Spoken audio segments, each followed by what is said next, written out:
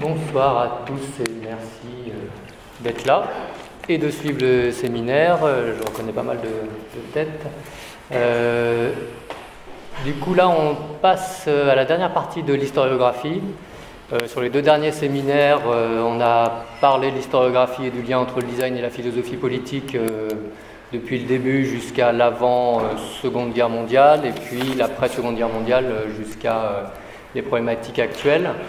Alors, on avait envie, avec Cynthia Fleury, de faire une petite parenthèse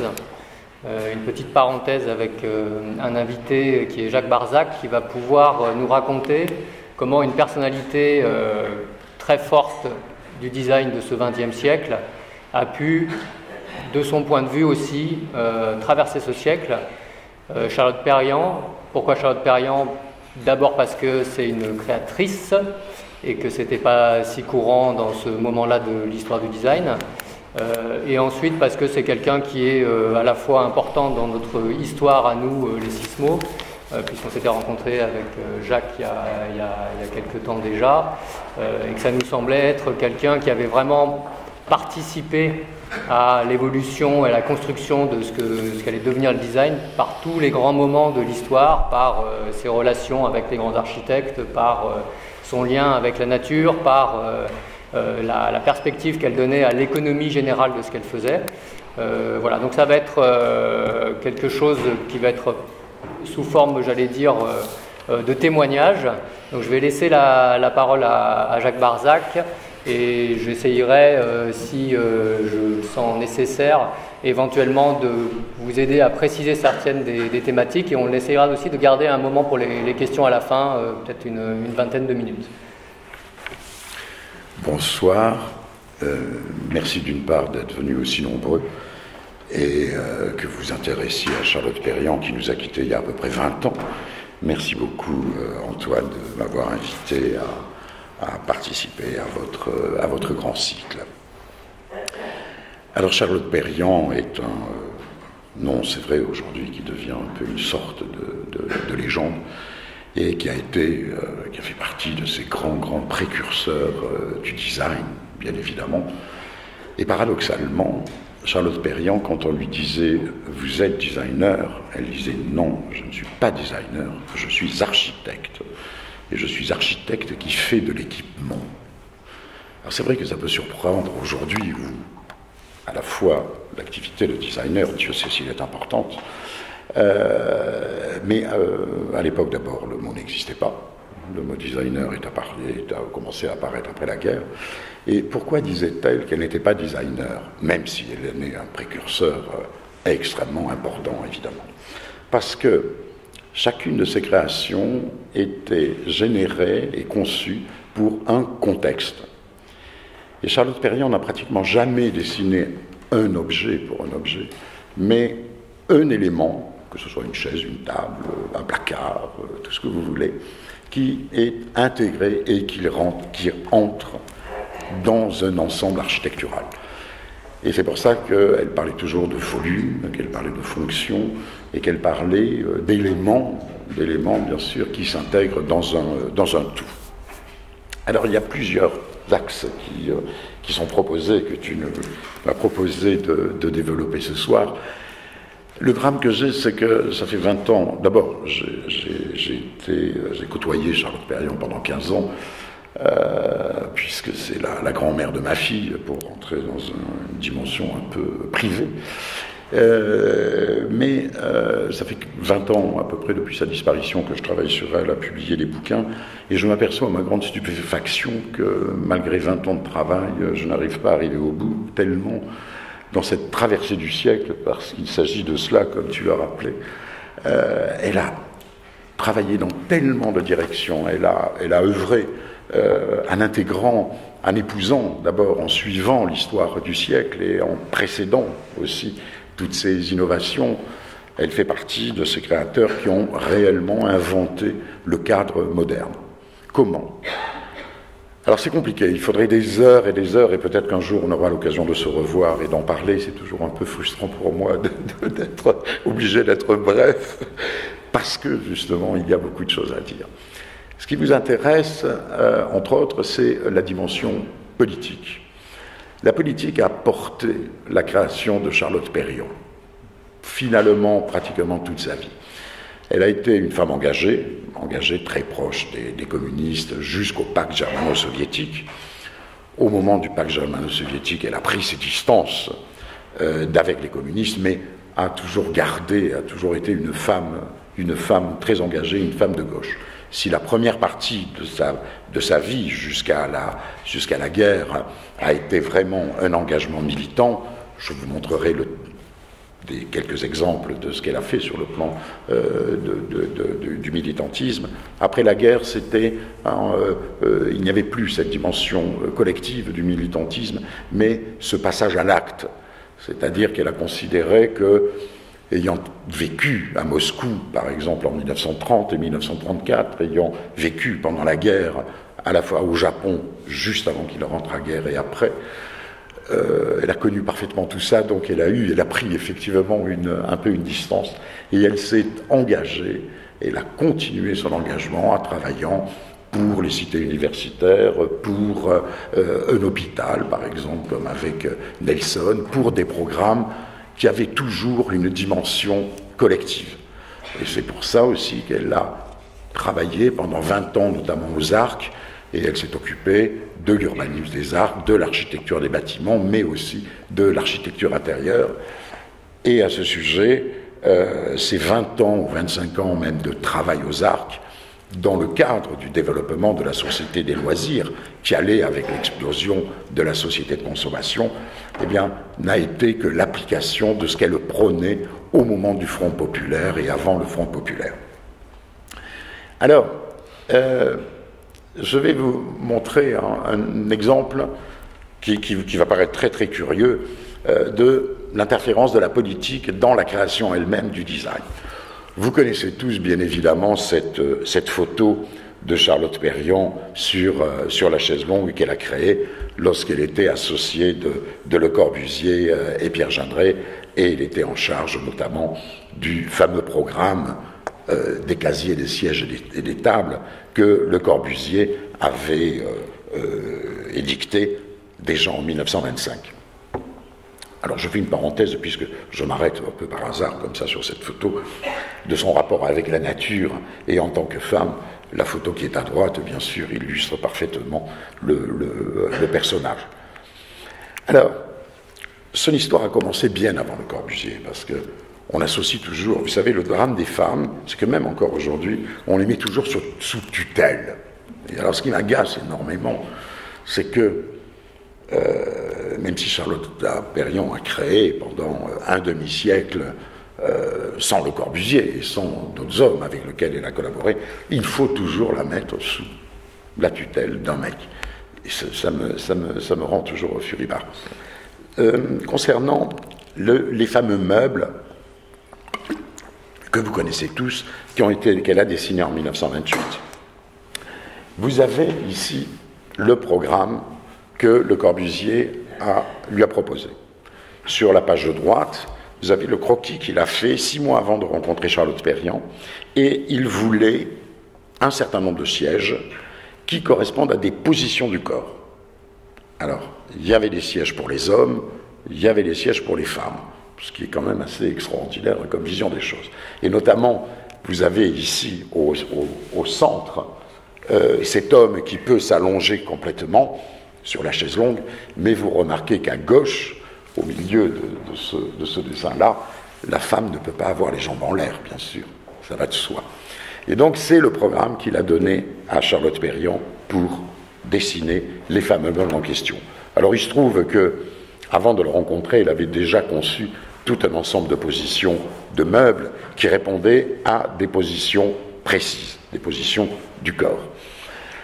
De ce point de vue, et à propos du corps, la question du corps moderne, de l'invention du corps moderne, parce qu'il a vraiment été inventé, on ne s'en aperçoit plus aujourd'hui de ça, tellement le corps moderne, c'est le nôtre, il paraît naturel, à cette époque-là, il ne l'était pas. Et la question du corps, du mouvement, est quelque chose de fondamental dans l'architecture intérieure, dans ce qu'on appellera plus tard le design, et dans l'architecture en général. Et c'est ce nouveau rapport au corps qui a permis de développer finalement cette nouvelle architecture intérieure équipée. Car à l'époque, on n'appelait pas ça, en tout cas chez Perriand ou chez Corbu, on n'appelait pas ça du mobilier, on appelait ça de l'équipement de l'habitation. Et donc, voilà ce que lui propose Corbu. Alors, il lui donne un certain nombre de références aussi, notamment le fameux siège du docteur Pascaud, et Charlotte va broder, etc., jusqu'à arriver, elle avait comme référence aussi la chaise longue Tonnet, jusqu'à arriver à la fameuse chaise longue que vous connaissez. Alors, je vous disais tout à l'heure, sa démarche est politique. Et elle se sent dans la création de ces meubles. Où se sent-elle?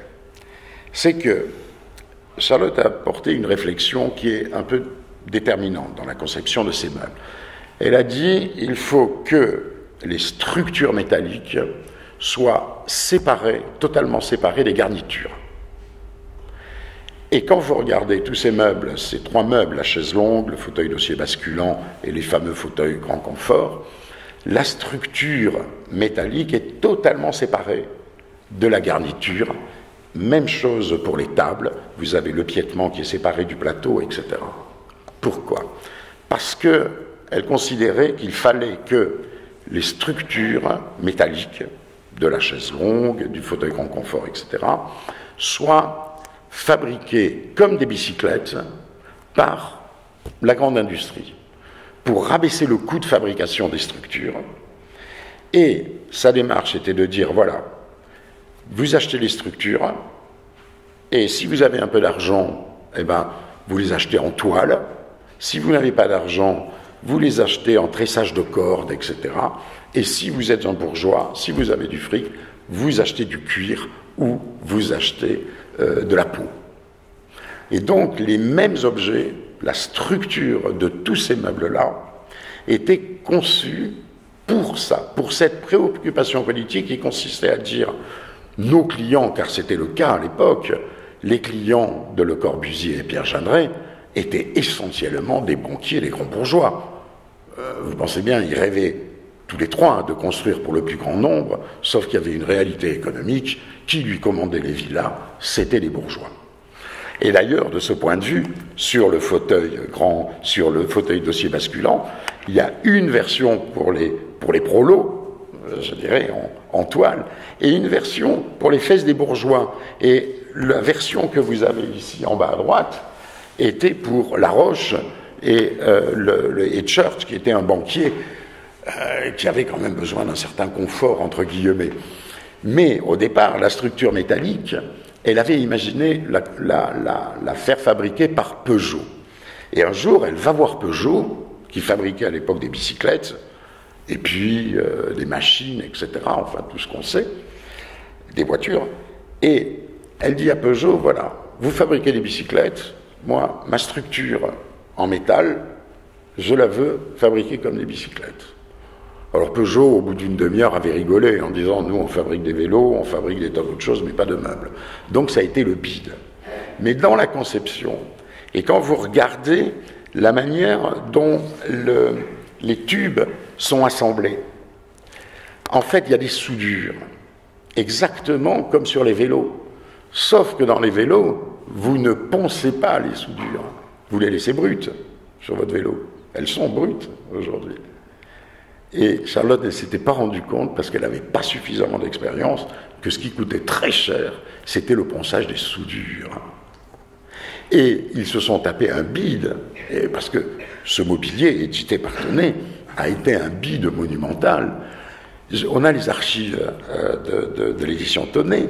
En 7 ans d'édition de ces fameux meubles, ils ont vendu, tous les exemplaires confondus, 1500 exemplaires en 7 ans dans toute l'Europe, dont 200 tables, je vous le cite de mémoire, je crois qu'ils ont vendu à peu près 90 chaises longues, et puis le fauteuil grand confort, à cause de la question du ponçage des soudures, Tonnet a renoncé à l'éditer. Et ce fameux fauteuil grand confort, le voici, qui est un des grands classiques du design. Or, cette question des soudures et du savoir-faire, car à l'époque, bien évidemment, tous les meubles étaient fabriqués essentiellement en bois. Le métal apparaît dans le mobilier pour l'habitation à partir de 1925, 1926, c'est les prémices. Vous avez Breuer, Marstam au Bauhaus qui ne font pas la même erreur. Pourquoi? Parce qu'ils ont un atelier à l'intérieur du Bauhaus qui permet de tester immédiatement. Et quand vous comparez sur le plan vraiment de la construction, la différence qu'il y a entre ces meubles dessinés par Charlotte, associés à Corbu et à Jeanneret, et les meubles de Breuer ou de Marstam, il n'y a aucune soudure dans les meubles de Breuer. Il n'y en a pas. Ce sont des tubes qui sont raboutés. Tandis que là, par exemple, si vous prenez la question de l'angle de la structure qui est sur le côté du fauteuil, vous êtes des professionnels, vous savez que quand on plie un tube, dès que vous dépassez un angle, le tube s'aplatit, il s'écrase. Et c'était presque impossible, c'était même impossible à l'époque de produire industriellement cet angle qu'elle voulait quand même pour épouser l'angle orthogonal du coussin. C'était impossible. Et le Bauhaus, parce qu'elle ne disposait pas justement d'entreprise pour faire des tests, elle n'avait pas d'atelier. Ils inventaient au fur et à mesure et ils découvraient, en même temps qu'ils concevaient, ils découvraient justement les possibilités du métal, etc. Et le résultat, c'est que quand Tonnet a essayé d'éditer ce fameux fauteuil grand confort, son prix était 5 fois plus grand, plus cher, que le fameux fauteuil dit Vasily de Breuer, que vous connaissez tous. Et donc, son désir politique de construire les structures pour tout le monde, on dirait aujourd'hui pour toute la clientèle et les CSP moins, mais en les rendant compatibles avec des clientèles plus aisées, ça a été un leurre, mais qui lui a permis, en même temps, justement, qui a porté sa création et ses innovations. Donc, vous voyez là déjà, dans cet exemple, que la politique, sa préoccupation politique, bien sûr elle s'est ressentie dans la création. Et on le sent tout le temps dans son œuvre. La politique a pesé sur sa création, et notamment en 1935, qui a été un peu un tournant, à la fois idéologique, mais un tournant au niveau de la création. Après, on parlera de la nature et tout, mais je continue un peu sur cette voie. Ils avaient tous, bien sûr, le Corbusier, les Jeanneret, les Perriand, les Prouvé, tout ce que vous voulez, René Herbst, etc.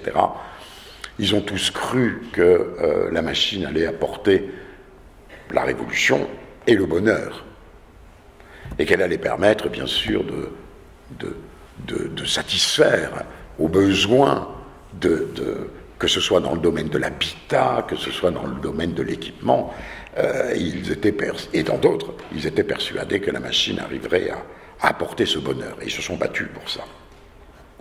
Et ils avaient tous été fascinés par la puissance de la machine. Bien évidemment, la guerre de 14-18 était un triste exemple de la puissance des capacités de la machine. Et donc après, dans les années 20, ils se sont dit, cette machine, il faut la mettre au service de tout le monde. Puis est arrivée la crise de 1929. Et la crise de 1929, on a un état de texte, on s'aperçoit que le capitalisme plus la machine, ça a conduit des millions de gens à la rue et à crever de faim, etc., etc. Et il y a eu une sorte de désamour un peu de la machine. D'autre part, tous les espoirs que Perriand, Corbu, Jeanneret mettaient dans l'édition de ces nouveaux meubles en tube. Je vous rappelle qu'à l'époque, on considérait que c'était des meubles pour hôpitaux, etc. Personne n'en voulait. Mais en même temps, il traçait la perspective du futur. Eh bien, il n'y arrivait pas. Il n'y arrivait pas, Tonnet n'en vendait plus, personne ne voulait ses meubles parce que, je vous dis, des meubles de bureau chez soi, on a des textes à l'époque d'ailleurs, qui critiquent ce mobilier en disant mais c'est dégueulasse, c'est machin, c'est pas pour nous. Qu'est-ce qu'elle fait? Elle dit en 1935, voilà, nous ne ferons plus de formalisme, nous ne prônerons plus le bois comme le métal, comme elle l'avait fait en 1929, nous ne prônerons plus l'industrie contre l'artisanat, nous ne prônerons plus le blanc et le rouge et le bleu, etc., et l'angle droit, nous ferons ce qu'il faut faire en fonction du problème, du moment et des conditions économiques du moment pour répondre à des besoins. Et c'est ainsi qu'elle fait sa première table en bois en 1935, qu'elle présente à l'exposition universelle de Bruxelles, tout en présentant des meubles en tube et en continuant à le faire. Mais elle sort de ce dogmatisme en disant il n'y a pas d'exclusif, il y a des matériaux, il y a des problèmes, il y a des besoins, donc on y répond. Et on y répond en fonction de la réalité du moment. Et je voudrais dire de ce point de vue qu'il y a une grande particularité chez Charlotte, elle n'est pas la seule, mais en tout cas à l'époque, c'est que elle s'est tout de suite aperçue qu'il n'y avait pas de formule, qu'elle ne pouvait pas reproduire, voilà, elle a inventé un truc et puis on le reproduit, on le décline et tout. Et il n'y a pas de formule, il n'y a que des circonstances à un moment donné. Donc, ce qu'elle dit, et toute sa démarche consiste à partir du programme. Je fais une parenthèse, Charlotte Perriand ne pouvait pas créer réellement s'il n'y avait pas un programme en face. Donc, des contraintes. Et la première chose qu'elle faisait, c'est qu'elle déterminait les contraintes. Quel est le programme? Avec quelle économie, combien d'argent j'ai pour remplir mon programme? Avec qui je le fais? Est-ce un industriel? Est-ce un artisan? Dans quelles conditions? Pourquoi? Pour quel cadre? Et elle analysait toutes les contraintes globales et elle commençait à créer. Et dans sa création, et on a déjà plein d'exemples quand elle fait le salon d'automne 1929, équipement d'une habitation, qu'elle fait avec Le Corbusier et Pierre Gindray, elle part, voilà, c'est toute cette série de croquis d'études des casiers. Et elle part toujours de l'œil de l'homme ou de la femme. Et sur son dessin, vous avez une femme, en règle générale, c'était à peu près le standard, pardonnez-moi, de 1,65. Elle disait, voilà, une femme, en gros, c'est 1,65. Un homme, c'est 1,75. Et elle partait de la hauteur de l'œil, de l'homme ou de la femme. Ensuite, elle partait de la position du corps, c'est-à-dire un homme ou une femme, le bras tendu, le bras en bas, assis, debout, couché. Et c'est à partir de cette position du corps et de l'œil qu'elle va commencer à penser à son projet. Ensuite, on s'aperçoit qu'elle répertorie tous les éléments qui sont nécessaires à sa conception. Alors, je fais une petite parenthèse au privé. Un jour, elle m'a dit, écoutez, si vous voulez, je vous dessine un bureau pour vous. Oh, j'étais plutôt flatté, c'était quand même agréable d'entendre dire, tiens, je vais vous dessiner votre bureau. Oh, très bien, Charlotte, mais elle me dit, dites-moi, quelle est la dimension du clavier de l'ordinateur? Quelle est la dimension de l'écran? Quelle est la dimension du scanner? Quelle est la dimension de l'imprimante? Et moi, je lui disais toujours, écoutez, Charlotte, vous savez, les écrans, à l'époque, c'était des écrans qui étaient énormes, mais vous savez, dans 3-4 ans, ils vont être plus petits. Donc, je ne peux pas vous donner la dimension de l'écran. Et puis, vous savez, les claviers, demain, ils n'auront plus forcément de câbles, et puis machin. Et comme un idiot, je ne lui ai jamais donné les contraintes de ce qu'elle réclamait. Et bien, le résultat, c'est qu'elle ne m'a jamais dessiné mon bureau. et elle ne pouvait fonctionner que comme ça, et on a des tas d'exemples, et dans ses dessins, si ça vous intéresse, je vous conseille de les consulter. Elle note absolument les dimensions des chemises, les dimensions, vous l'avez là en droite, je ne sais pas si vous le voyez bien, de tous les éléments. Alors ensuite, elle dit, voilà, j'ai tout mon programme, j'ai ce budget, donc ce projet, est-ce que j'ai les moyens, je me trouve dans tel pays, parce qu'elle a énormément voyagé, j'ai telle ou telle technique à disposition, et tout de suite, elle commence à avoir une idée, elle engage le dialogue avec le fabricant qu'elle choisit. Souvent, c'est vrai que ce n'était pas forcément des projets de grande série, donc souvent, elle travaillait avec des artisans. Et puis, je veux dire, en France, vous savez, il n'y avait pas beaucoup d'industriels qui s'intéressaient au mobilier. Il y avait, ça c'est un autre sujet, mais enfin, l'édition dans le domaine du design en France a été une catastrophe, dont elle a pâti en grande partie. Donc, elle engageait un dialogue avec souvent l'artisan. Et elle flairait tout de suite ce qu'il savait faire, pas faire. Elle travaillait essentiellement avec des charpentiers. Elle n'a jamais, des fois avec des menuisiers, mais en règle générale, c'était que des charpentiers, parce que c'est un métier où on pense à la structure. On ne pense pas la surface, on pense à la structure. Et elle n'a jamais travaillé avec des ébénistes. Dès que sur les appels d'offres comme ça, quand des fois il y avait les machins, ça n'était pas question de travailler avec un ébéniste. Et puis, elle essayait de voir quelle était la capacité de son interlocuteur. Et elle créait en fonction de ça, de sa capacité, pour essayer d'aller le plus loin possible dans la création. Et puis ensuite, elle intègre toute la fonctionnalité. Parce que Charlotte Perriand est une grande fonctionnaliste, malgré tout. Et tous ces éléments, toutes ces créations répondent parfaitement à des questions, si vous voulez, de fonction. Je crois que vous connaissez ces meubles en forme, les meubles forme libre. Toutes ces formes sont donc éminemment fonctionnelles. Et même ces tables qui paraissent, voilà, vous connaissez peut-être cette table-là, vous avez l'impression d'une espèce de tracé plastique, comme ça, comment dirais-je, très inspiré, ben, évidemment, des formes libres, elle appelait ça des formes libres. Elles sont d'abord asymétriques.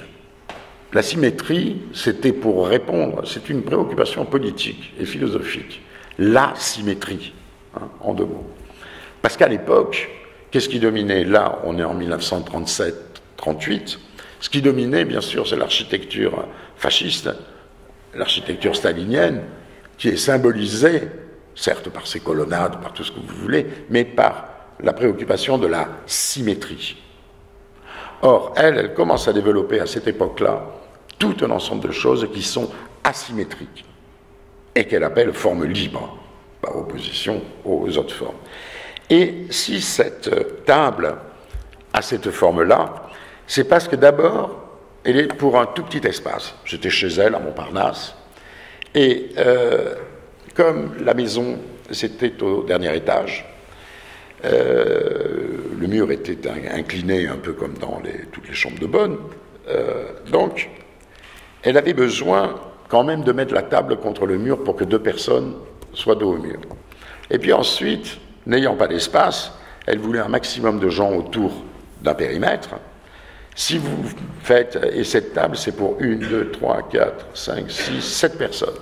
Si vous faites une table ronde de 7 personnes, vous ne pouvez plus passer par rapport à la configuration de son logement à cette époque-là.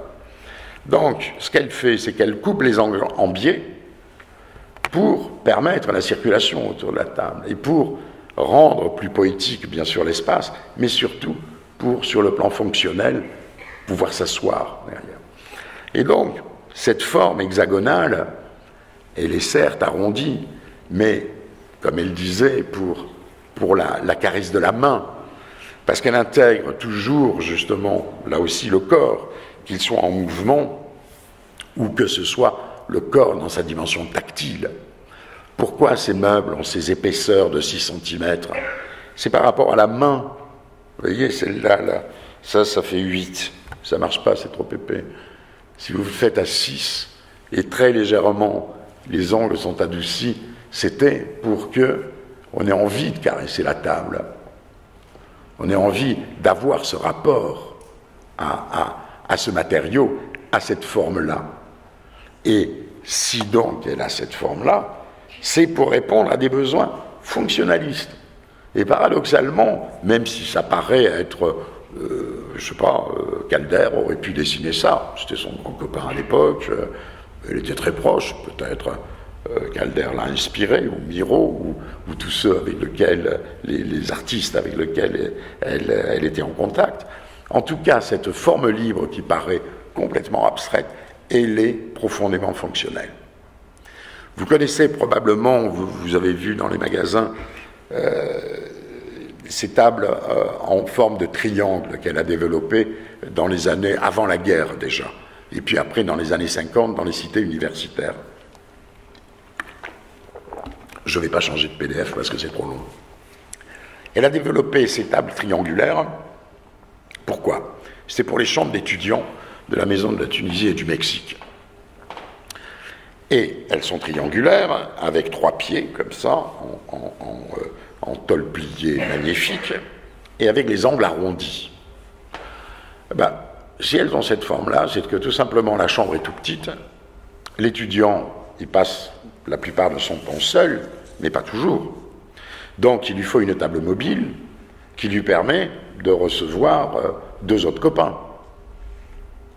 Donc, la table est triangulaire, pourquoi? Pour être déplacée et mise dans un coin pour dégager le volume autour du lit. Les chambres d'étudiants, ça faisait 14 mètres carrés, 15 mètres carrés, bout du monde. Et pourquoi elle est arrondie? C'est que si vous la faites en triangle avec des bouts pointus, chaque fois que vous faites le tour du lit, vous vous tapez contre les cuisses, contre l'angle de la table. Et quand vous regardez toutes ces formes un tout petit peu bizarres de Charlotte, qui semblent inspirées comme ça, une espèce de source d'inspiration fulgurante, non, c'est du fonctionnalisme. Ça, c'est encore un autre exemple de fonctionnalisme. Elle était très engagée, comme je l'ai dit plusieurs fois, et notamment elle était proche de Jean-Richard Bloch. Jean-Richard Bloch était, avec Louis Aragon, le directeur du journal Ce Soir. C'est ce journal, petite parenthèse, qui a envoyé et développé, mais surtout envoyé pendant la guerre d'Espagne, tous les grands photographes qui sont devenus grands après, grâce à ce monsieur que vous voyez à gauche, Bloch, et les Capa et autres, Cartier-Bresson, c'est lui qui les a envoyés en Espagne pour couvrir la guerre d'Espagne pour ce journal Ce Soir. Il se trouve que, étant directeur du journal, tous les jours il y a la conférence de rédaction. Et il réunissait tous les jours 10 collaborateurs autour de son bureau. Si vous avez un bureau droit pour 10 personnes, vous n'avez jamais, vous êtes obligé de vous tourner, etc. Celui qui est à vos côtés, vous ne le regardez jamais dans les yeux. Donc, elle dessine ce bureau en forme de boomerang. Vous avez les ronds tout autour, c'est la place des collaborateurs. Et elle met le directeur du journal au centre de cette forme en boomerang. Elle l'installe sur son fauteuil dossier pivotant qu'elle avait créé en 1927. Et comme ça, chacun des journalistes, lors des conférences de rédaction qui exprime son projet d'article, il le regarde en face et il se tourne sur son siège.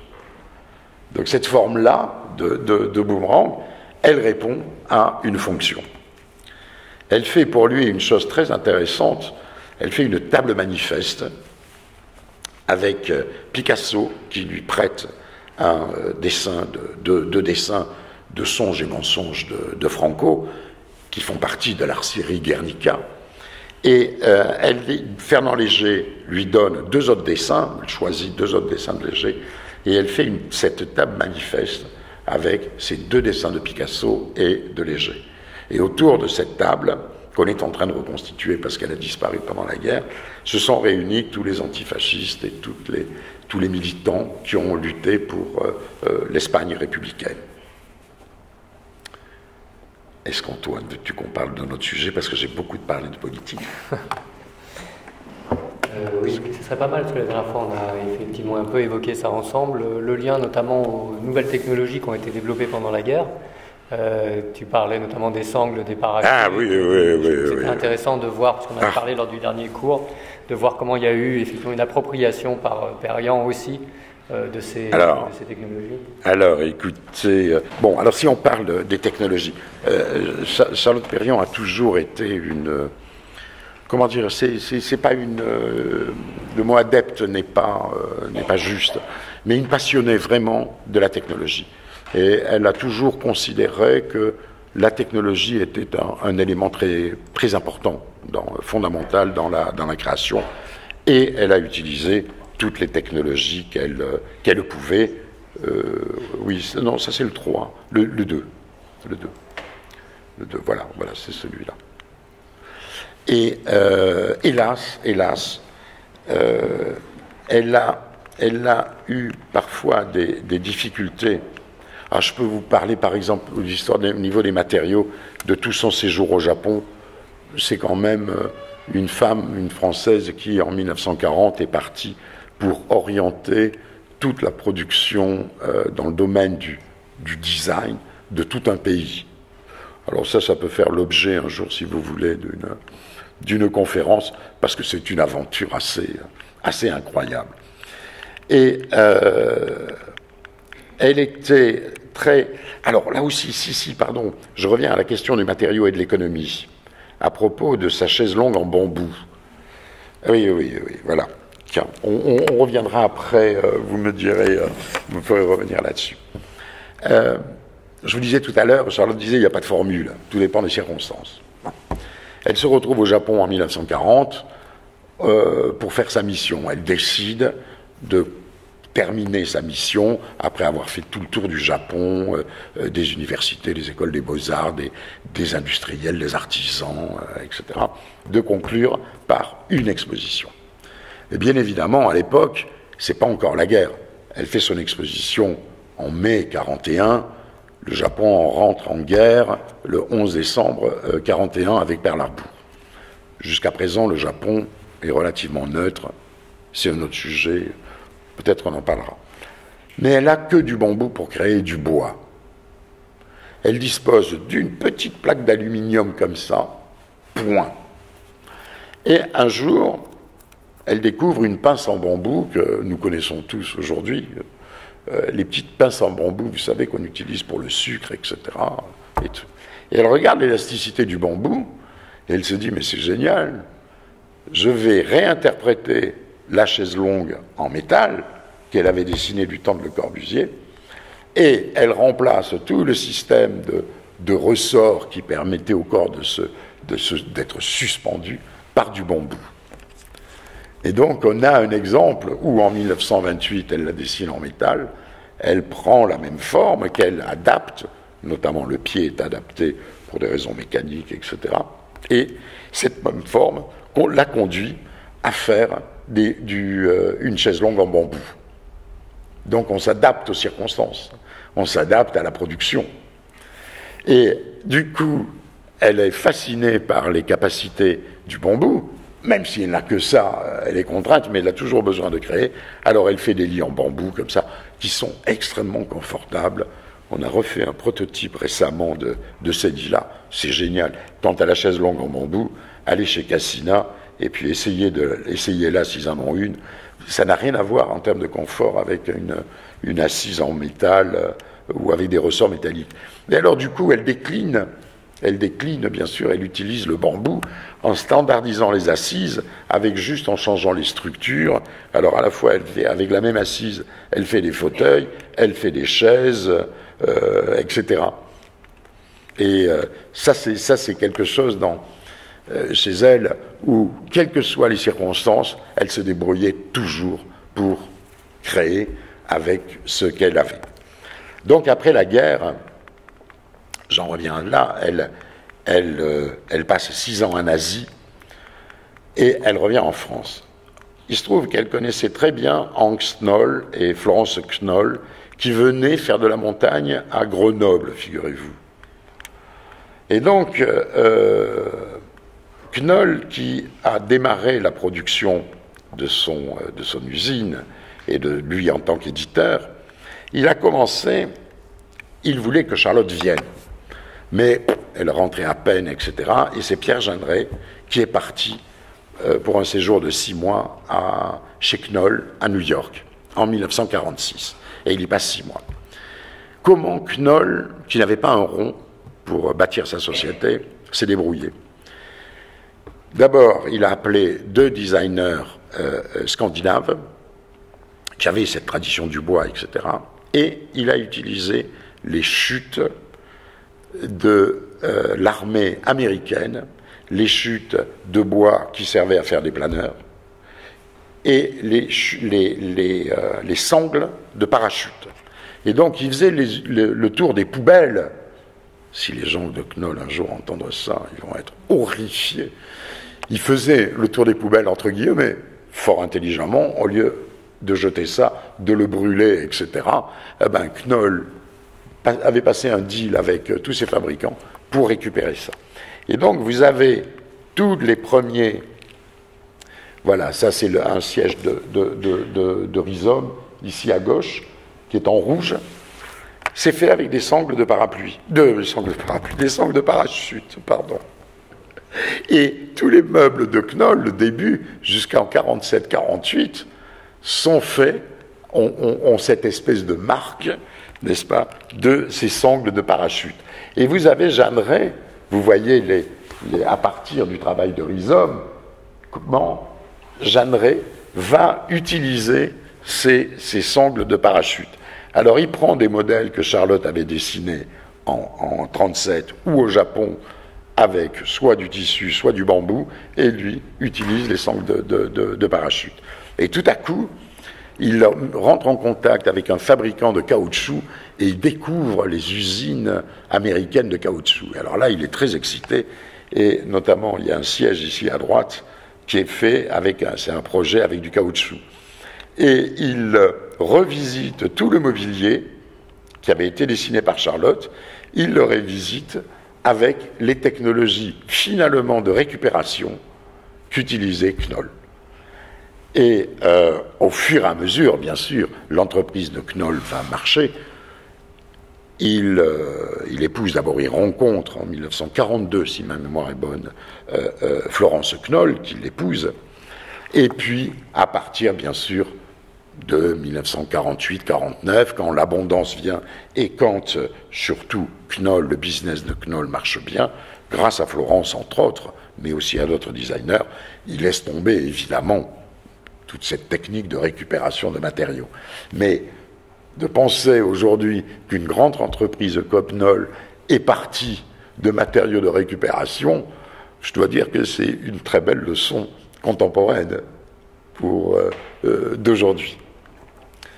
Et donc, voilà, alors, Jeanneret délire, alors même, il imagine des tas de déclinaisons du fauteuil grand confort avec du plywood, du contreplaqué moulé, vous voyez les versions qu'il fait, et ensuite, il rentre en France, Charlotte, voilà, ça c'est des dessins qui ramènent de New York, et ça par contre, ce sont des projets sur lesquels il travaille avec Charlotte à Paris en 1946 en 1947 et 1948 pour Knoll. Et puis, Knoll propose un contrat tellement léonin à Charlotte qu'elle refuse, et leur collaboration n'ira pas beaucoup plus loin. Ceci dit, ils continueront à avoir des relations d'amitié. Vous voyez, petite parenthèse, là, vous avez des meubles à gauche, sur la colonne de gauche de Charlotte, et vous voyez la version de droite, ça ce sont les versions un peu luxe de Florence Knoll. Vous voyez que c'est exactement les mêmes structures, simplement fait un peu comme on pouvait en France, tandis que là, voilà, c'est effectivement beaucoup mieux fait. Donc la question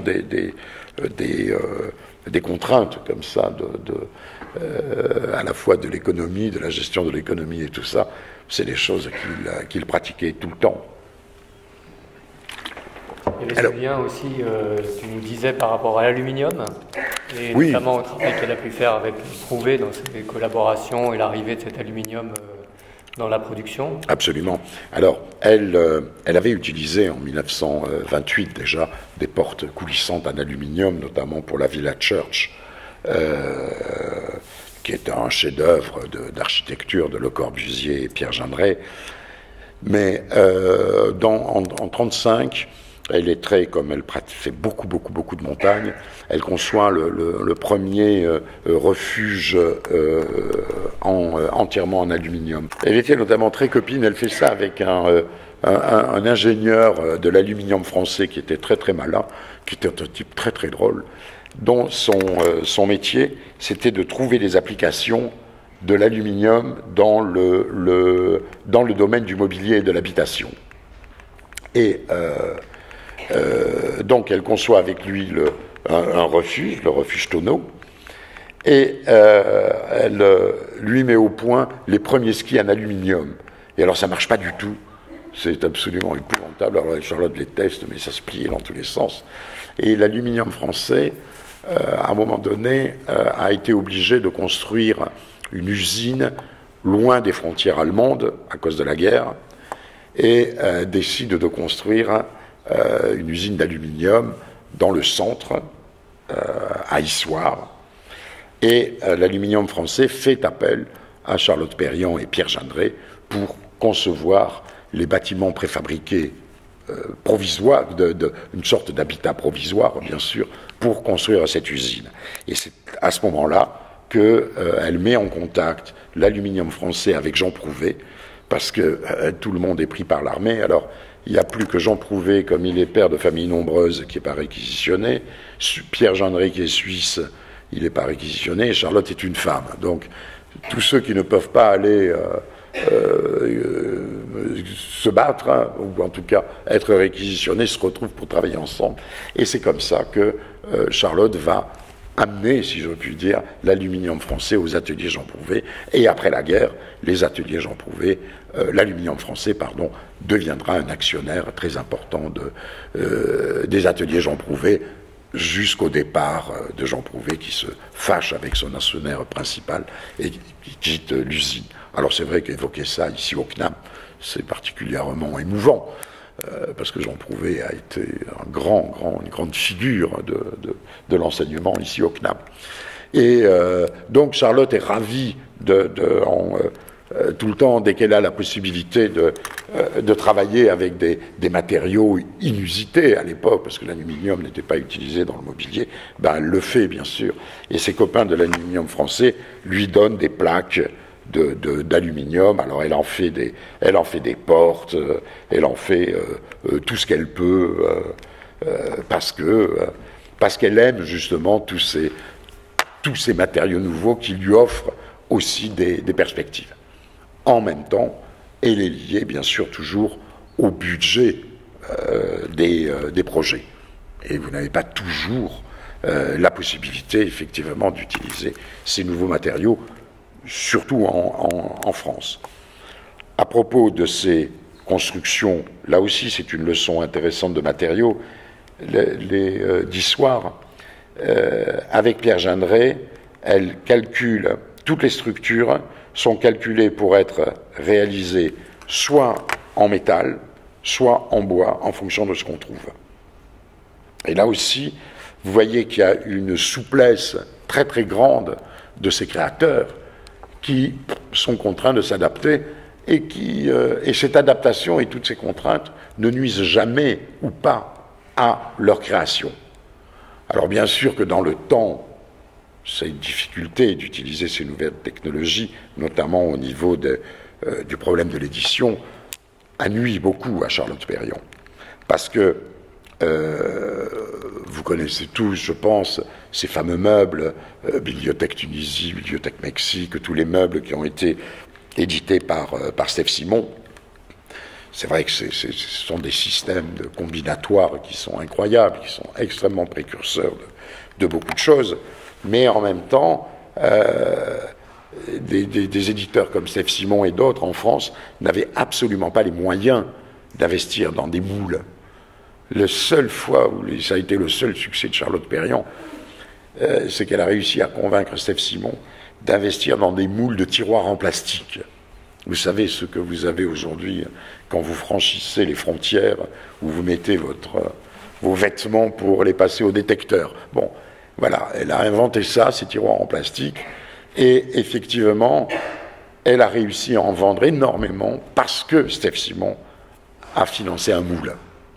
Mais autrement, elle n'a jamais été dans les conditions d'avoir un éditeur qui lui apporte la possibilité, dans les années 60 et 70, d'utiliser les nouveaux matériaux à cause de cette question des moules. Et cette question des moules se pose même encore aujourd'hui, contrairement à ce qu'on pourrait croire.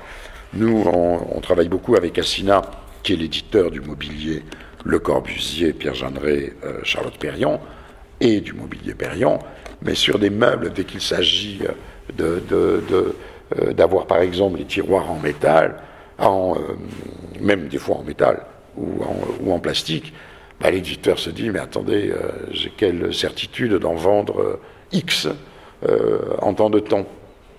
Et donc on est même encore aujourd'hui, hein, alors ça dépend des éditeurs, ça dépend, parce qu'ils se sont tous spécialisés, vous l'avez remarqué, mais dès que les éditeurs ne sont pas spécialisés, ça se pose toujours cette question des nouveaux matériaux. Une fois, Charlotte rêvait d'utiliser le carbone. Et il y avait une table, notamment, qu'elle avait dessinée dans les années 50, qui est un petit bijou, un chef-d'œuvre du design. Elle aurait aimé le faire en carbone. Et Pernette, sa fille et moi, on a énormément poussé Cassina à faire le prototype en carbone. Alors un jour, Cassina arrive, et qu'est-ce qu'on voit? On voit le prototype en carbone. Et on était éblouis de ça, vraiment, on leur saute au cou, c'est formidable et tout et tout. Et ils avaient une espèce de grand sourire. Et après qu'on se soit, comment dirais-je, congratulé de la réussite du prototype, ils nous ont dit, mais c'est impossible. Ah bon, pourquoi? Parce qu'il faudrait vendre, c'était un tout petit guéridon, comme ça, large comme ça, il faudrait le vendre 50 000 €. C'est ce que le prix de fabrication, plus nos marges et tout, il faudrait le vendre 50 000 € pour pouvoir l'éditer, ce qui est impossible. Et c'est vrai que dans le domaine de l'édition du mobilier, vous trouvez toujours confronté à cette question et cette espèce de tiraillement. Vous avez des matériaux extraordinaires, il y en a pléthore, mais quels sont ceux qui rentrent dans l'économie de l'édition, avec tout ce que ça comporte? Et c'est vrai que d'un certain point de vue, quand vous regardez bien, l'édition de mobilier est finalement très très en retard par rapport à la question des matériaux. Les matières molles, il n'y en a pratiquement pas. Le carbone, ça commence à peine. Ça peut peut-être évoluer, on espère que. Mais il y a un retard considérable parce que il faut trouver des économies derrière. Et que faire une chaise et la vendre, ça nous est arrivé 900 €, ben non, ça ne marche pas, quoi. Ou en tout cas, ça fait que vous ne la vendez pas beaucoup, etc., etc. C'est toujours très compliqué. Alors, bon, moi j'espère beaucoup de toutes les nouvelles technologies, bien sûr, autour de l'impression, de tous les systèmes d'impression 3D. Je pense que, effectivement, là, on est déjà dedans.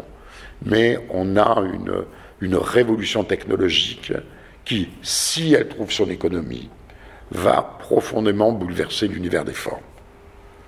Alors en même temps, la démarche, la créativité, ça change beaucoup, beaucoup, beaucoup de choses. Ça ouvre des perspectives de créativité extraordinaires, mais quand est-ce qu'elles vont trouver leur économie? C'est un problème. Je veux bien peut-être un petit passage, une petite parenthèse par la maison Emmaüs, qui va quand même beaucoup dans le sens de ce qu'on cherche avec le design Whisker, que tu puisses raconter cette histoire qui est quand même assez intéressante, de la commande d'Emmaüs prouver Périanthe. Je crois, il me semble que tu nous avais raconté quelque chose, qu'elle avait été mise sur le quai de Seine et qu'elle n'avait pas pu aller au bout, ou alors je me trompe. Je ne sais plus, non, mais tu as peut-être raison, mais comme ça fait 1h30 que je n'ai pas fumé, alors mon cerveau est en train de ralentir considérablement. Oh, il est arrivé tellement d'histoires. Avec le bloc sanitaire qui était au centre. Ah oui. Oui, mais ça c'est le problème de toutes les innovations. Il faut un temps considérable. Elle avait, par exemple, en 1929, on est en train de reconstituer cette cellule d'habitation qu'elle avait créée avec Le Corbusier et Pierre Gendret en 1929, qui a présenté ont été présentés pour la première fois les fameux meubles en tube que vous connaissez. Et elle avait conçu une douche dans un cylindre, comme ça, en aluminium. Bon, personne n'en voulait. Elle a conçu les cuisines ouvertes en 1927, les cuisines bars que vous trouvez partout aujourd'hui. Personne n'en voulait. Quand elle a développé ça aux Arcs, les cuisines ouvertes, les clients harcelaient le promoteur en disant « Construisez une cloison, il faut une porte, c'est pas possible, on peut pas être ouvert sur le séjour, on peut pas être ouvert sur la salle à manger, et tout. » C'est une chose qu'on ne soupçonne pas aujourd'hui. La façon dont ces innovations, qui nous paraissent évidentes aujourd'hui, ont été le fruit de combats. Parce que le public n'en voulait pas. On a des courriers, on a des témoignages sur les Arcs. Ça se passe en 75, hein, on n'est pas dans les années 20. En 1975-80, les gens n'en voulaient pas des cuisines ouvertes. C'est incroyable. Alors, au bout de 3 jours, 4 jours, les gens comprenaient. Il y avait beaucoup de femmes qui se disaient « Tiens, mais c'est intéressant, je peux continuer à discuter avec mon mec, avec la famille, avec tout ça. » Mais au départ, toutes ces innovations, personne n'en voulait. Et les maisons préfabriquées, parce qu'ils ont fait énormément elle a fait beaucoup de bâtiments d'urgence en 39-40, exactement comme Prouvé. Après Prouvé, avec l'abbé Pierre, il a fait cette maison en 56, 54. Si ma mémoire est bonne, toutes ces maisons préfabriquées, mais ça n'a jamais marché véritablement. Alors maintenant, par exemple, les maisons conteneurs, vous savez, tout ce travail qui a été fait dans les conteneurs pour les aménager en surface habitable. Bon, c'est des trucs que Charlotte a fait avec Prouvé en 1957. Ils avaient fait la maison du Sahara. C'était vraiment des conteneurs. Prouvé travaillait à l'époque avec un fabricant de wagons. Et donc, vous aviez la cellule pour la salle à manger, qui comportait la salle à manger, etc., le lieu où on se retrouvait, et la cellule pour dormir. Et tout ça a été transporté sur camion, comme ça, et installé sous des tentes. Bon, il y a une anecdote qui est très marrante. Bon, il faudrait charger un autre PDF, mais vous regarderez une autre fois. Charlotte s'inspire souvent de procès, d'éléments existants qu'elle améliore. En ce sens, elle avait un regard très aigu sur l'architecture vernaculaire. Ça aussi, c'est un sujet très intéressant, la question du vernaculaire pour des modernes d'hier ou modernes d'aujourd'hui. Et elle avait repris l'idée des bars que vous trouvez au Japon, qui sont au milieu de la pièce, et elle avait dessiné un bar comme les bars de tempura au Japon, au milieu de son conteneur, comme ça.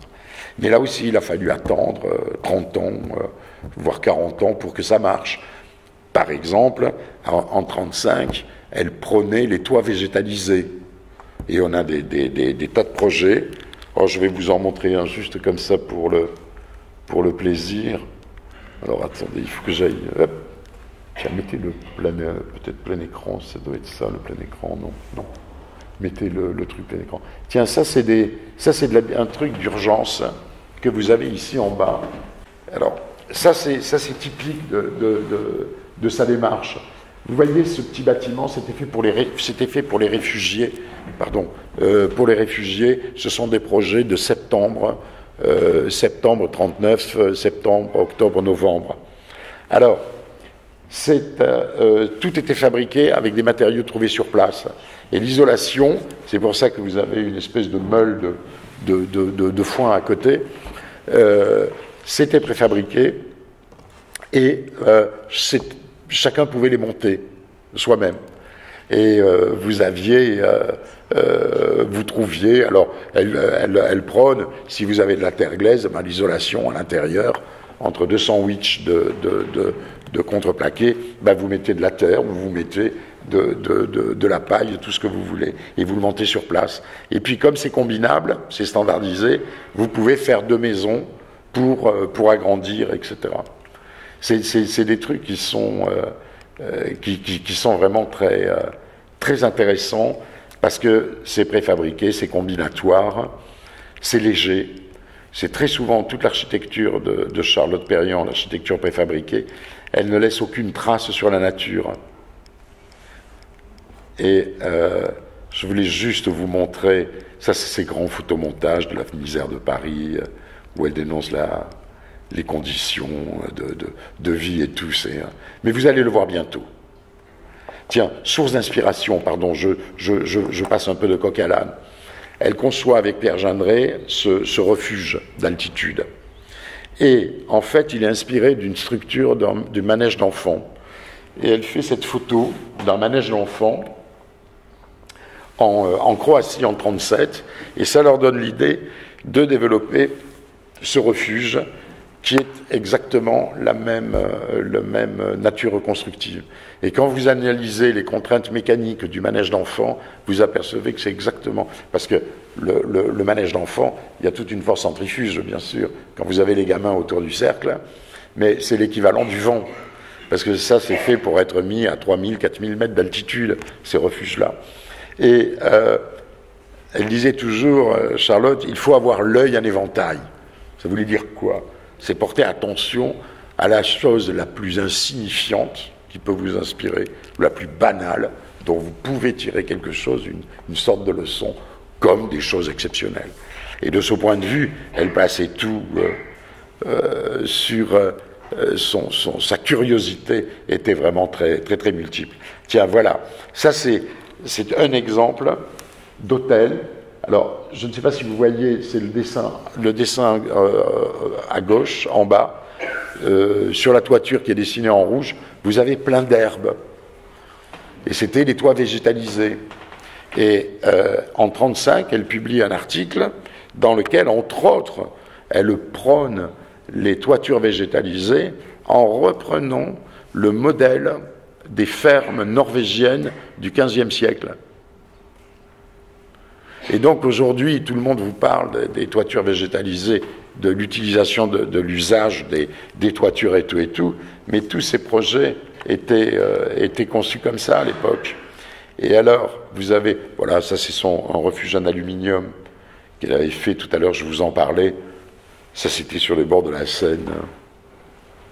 Et donc elle prône depuis 1935 l'usage des toitures en termes fonctionnels, notamment comme elle fait beaucoup d'habitats, elle conçoit beaucoup de projets qu'elle n'arrivera jamais à réaliser. Vous voyez ça, par exemple, cette espèce de bâtiment dans la pente, ça vous permettait, avec les toitures végétalisées, de l'isoler du froid, bien évidemment, l'hiver, mais l'été, ça, comme vous n'allez pas couper la montagne, etc., ou couper l'herbe autour de votre hôtel, eh ben vous allez sur le toit. Et le toit faisait solarium. Et quand vous regardez beaucoup de toitures, par exemple aux Arcs, c'est toujours dans beaucoup de bâtiments, c'était fait pour être utilisé. Et elle voulait les utiliser en tant que fonction, et notamment les grands bâtiments des Arcs à 1800, c'était fait pour observer la nuit les étoiles. Au lieu de faire ça de votre balcon, quand vous êtes à la montagne, alors c'est des bâtiments où il y a 1000 personnes, hein, donc vous allez sur le toit et vous observez le ciel. Et puis dans la journée, vous faites de la musique, vous faites de la gym en plein ciel.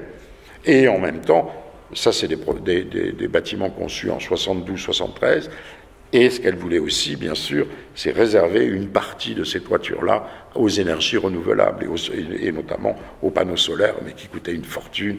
Le promoteur ne l'a jamais suivi de ce point de vue.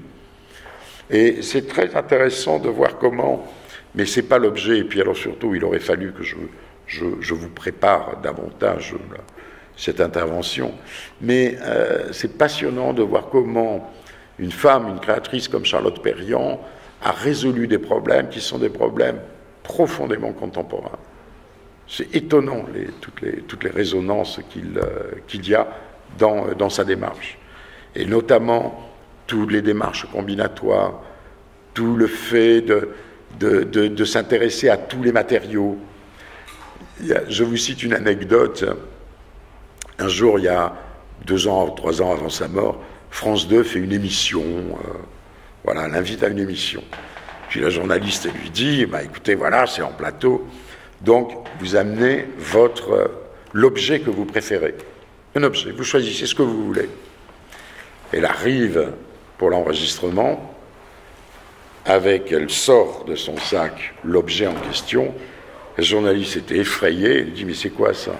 Ben, elle lui dit, c'est le cul d'une bouteille de Badois qu'elle avait trouvé au Brésil, et le petit Brésilien, il avait coupé les bords, il les avait recourbés en chauffant, et elle dit, mais c'est un vase formidable, c'est très beau ce vase-là, c'est de la récupération.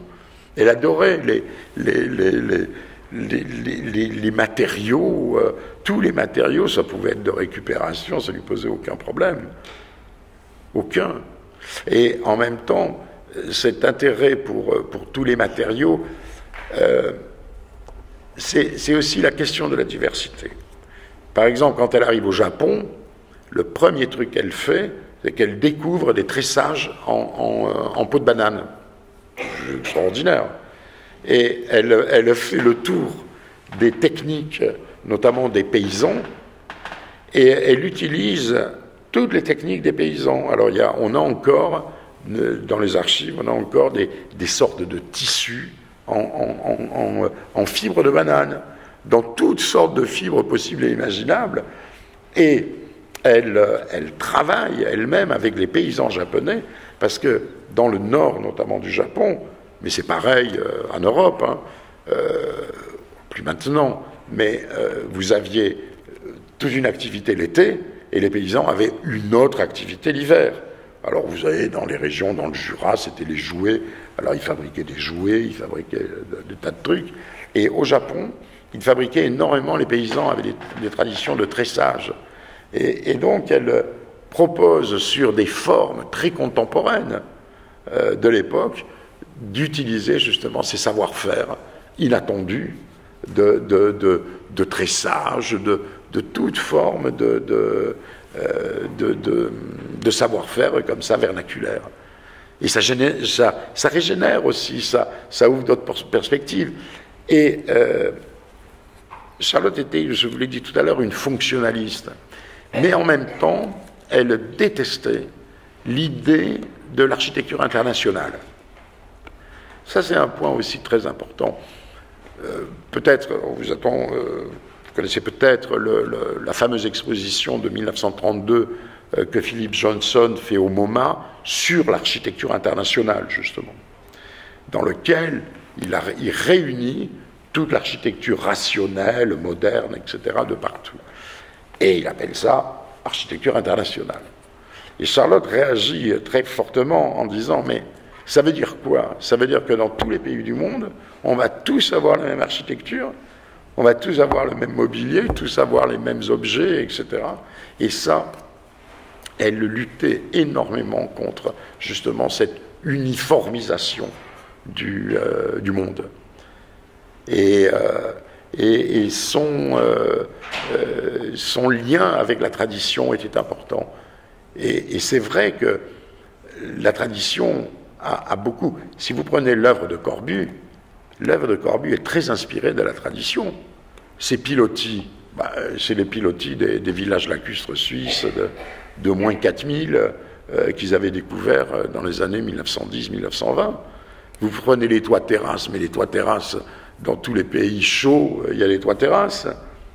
Vous prenez la façade libre, mais au Japon, vous avez de la façade libre.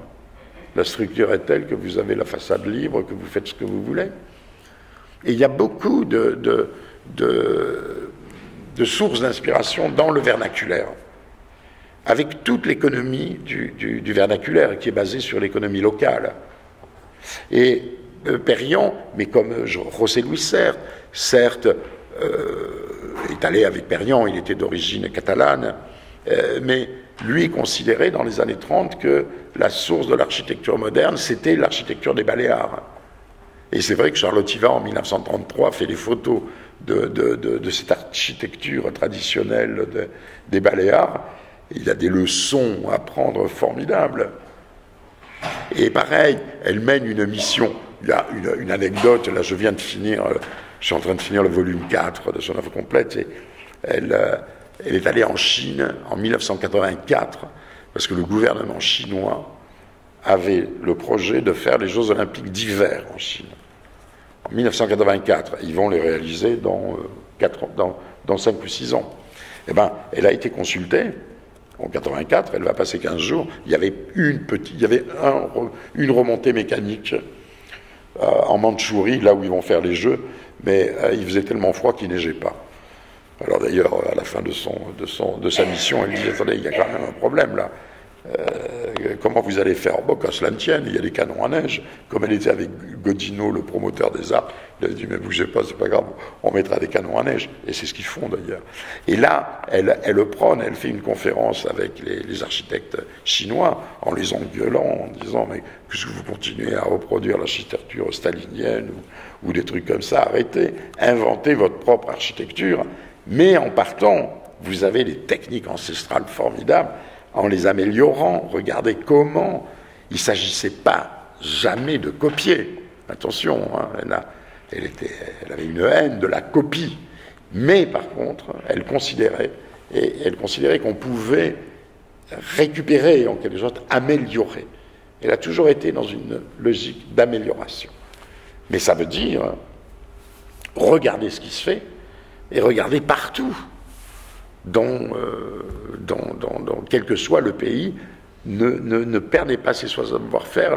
La modernité, c'est-à-dire être contemporain, ça veut dire aussi quand même se pencher sur le passé, ne pas l'oublier forcément. Et je vous dis et répète, sans pour autant, bien évidemment, le copier. La nature aussi. Hein. On avait dit qu'on parlait un peu de la nature et du lien à l'environnement, effectivement. Alors, l'histoire de Charlotte entretenait un rapport très très fort à la nature. Alors pour aller très très vite et pour être presque caricatural, je vais être un peu... Attendez, je vais vers l'avant ou vers l'arrière, je ne sais plus. Ah, zut. Tu descends là. Là je descends, je repars vers le début. Alors donc... dans la caricature, c'est embêtant parce que c'est enregistré et puis on va l'entendre. Donc, mais en gros, si vous voulez, les architectes modernes, les peintres, etc., ont été fascinés par la machine. Les premiers, bien sûr, ce sont les futuristes qui ont, fascinés par la machine, attendaient tout d'elle. Et notamment, ont modifié, ont profondément marqué l'histoire de la peinture par cette fascination de la machine. Ensuite, vous avez des gens comme aux enfants et Le Corbusier qui ont développé le purisme parce que la machine avait cette capacité de produire des formes absolument impeccables qui permettaient d'arriver à la perfection. Donc, toutes les années 1910-1920, tout le monde attend tout, comme je vous disais tout à l'heure, de la machine, mais même les plasticiens. Sauf qu'arrive la crise de 1929. Et alors là, c'est la catastrophe. Et puis même avant déjà, ils se sont rendus compte, notamment aux enfants, que la machine c'était bien gentil dans la copie esthétique, hein, comme source d'inspiration, mais qu'au fond ça devenait sec tout ça, et que c'était plus très très très intéressant. Le mouvement puriste est un mouvement d'une richesse folle sur le plan plastique, mais qui atteint ses limites aussi. Et puis, autour de 1929-1930, vous avez des créatrices comme Charlotte, vous avez Le Corbusier, vous avez Pierre Gendré et Fernand Léger, qui tournent leur regard vers la nature et qui considèrent que la nature comme une nouvelle source d'inspiration. Ils ne le font pas comme l'ont fait les gens la génération précédente. Ils le font, c'est-à-dire comme l'Art Nouveau. C'est pas pour copier la machine. Je fais une petite parenthèse. Toutes les architectures préfabriquées de Charlotte, elles sont toutes conçues pour la nature, pour être dans la nature. Alors bon, on y reviendra peut-être une autre fois, mais en tout cas, ils plongent leur regard vers la nature comme source d'inspiration. Et Charlotte fait toute une série de photos, en 1933, d'objets trouvés dans la nature. Voilà. On la voit là sur la plage, et elle commence à faire des photos d'objets trouvés, de ready-made, de résidus. Alors, on se dit, tiens, c'est étrange, pourquoi faire ces photos? Quel est le sens de ces photos? Sachant qu'elle ne voulait pas faire comme l'Art Nouveau, recopier les photos, recopier la nature, pardon. Il n'était pas question de faire des copies mimétiques de la nature, comme les Guimard, etc., etc.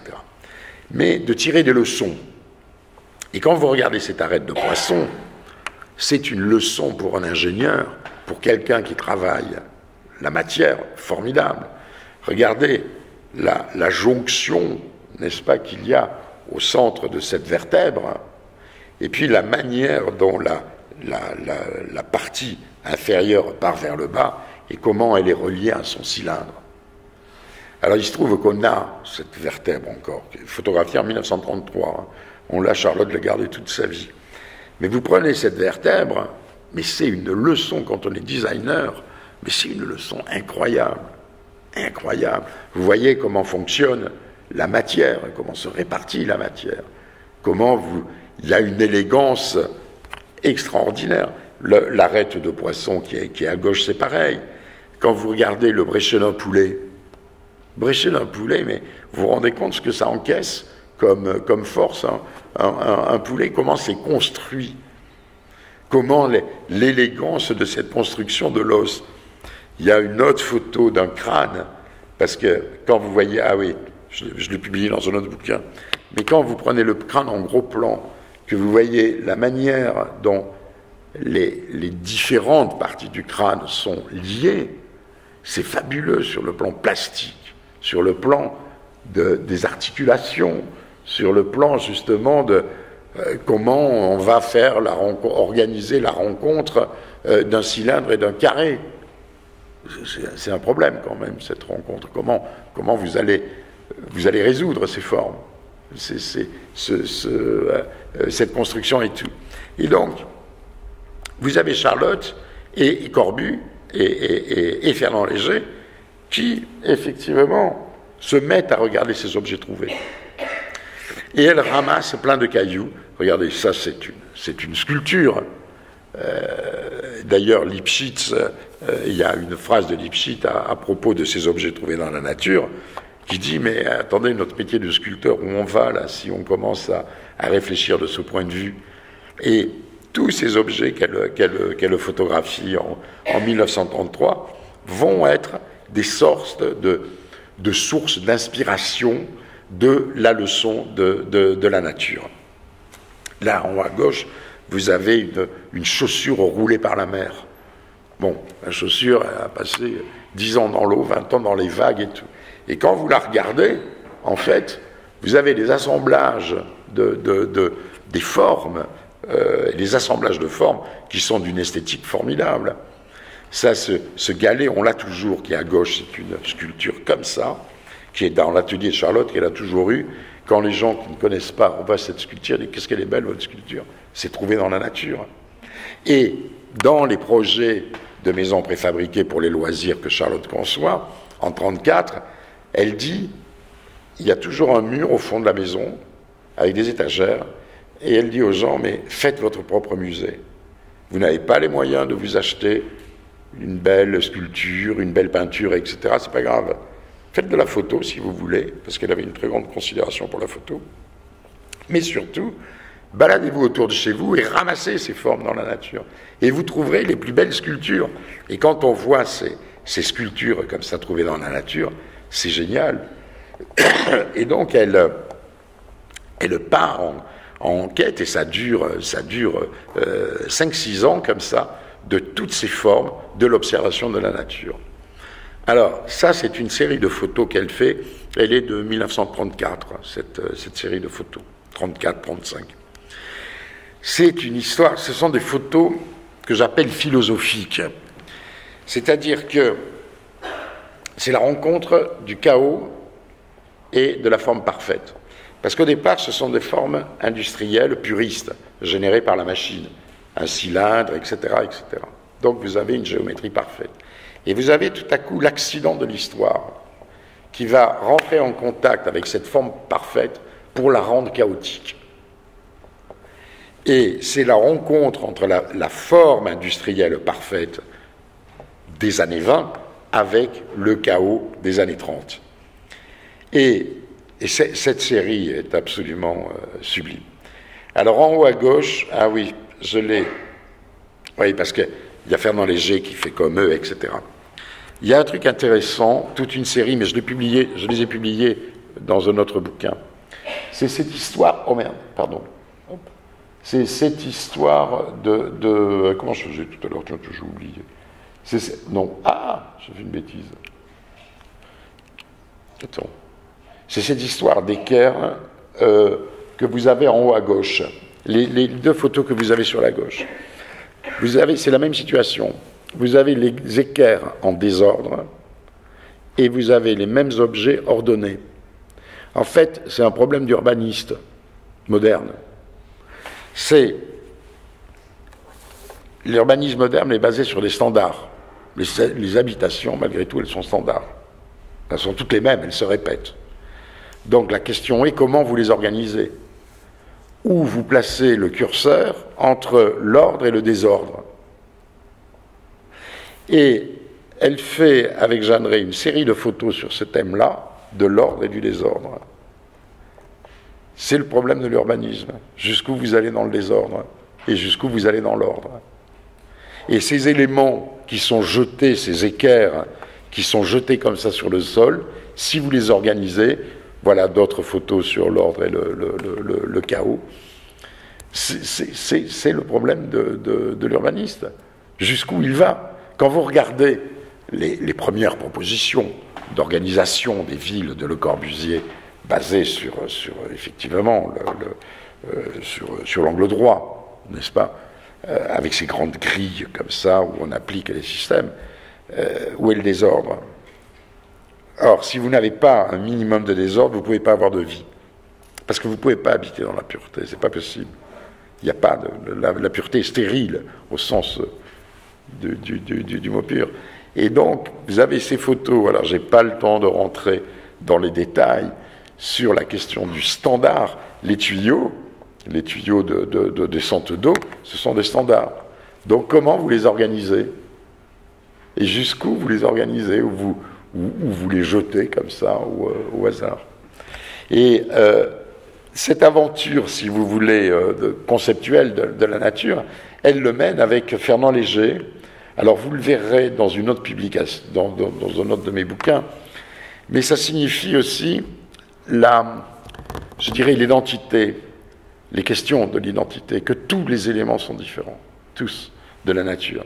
Vous avez ces tranches coupées comme ça, il n'y en a pas une qui est identique, pas une. Les arbres semblent strictement identiques, mais non, quand vous les coupez, vous voyez qu'ils sont tous différents. Et si vous les coupez, ça dépend de la profondeur, vous allez trouver encore d'autres formes. Et il y a tout ce côté de l'ennoblissement, si vous voulez, des objets trouvés dans la nature. Ah zut, j'aurais dû emporter mon autre bouquin. Parce que je fais un parallèle en plus avec la peinture, notamment de Léger. Et c'est passionnant de voir, parce qu'ils habitaient l'un à côté de l'autre, c'est passionnant de voir comment il y a ce dialogue entre Perriand et Léger. Alors Charlotte photographie et Léger dessine.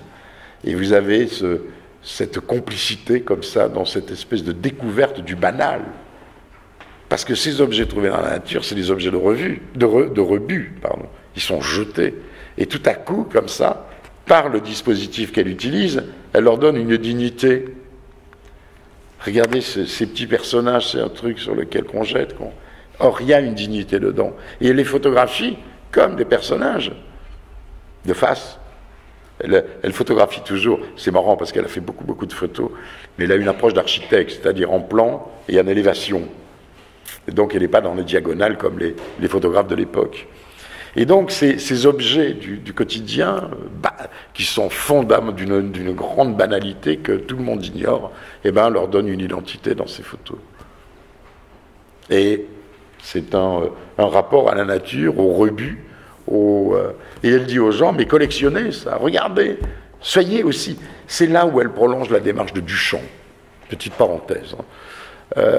Duchamp a été le premier qui était lié à Fernand Léger. C'est pour ça aussi qu'il y a une continuité entre tout ça. Peut-être vous souvenez de cette histoire de Marcel Duchamp qui, en 1914, visite le salon de l'aviation avec Brancusi. Et parce que le salon de l'aviation, à l'époque, il était dans le Grand Palais. Figurez-vous, les avions, on mettait les avions dans le Grand Palais. Et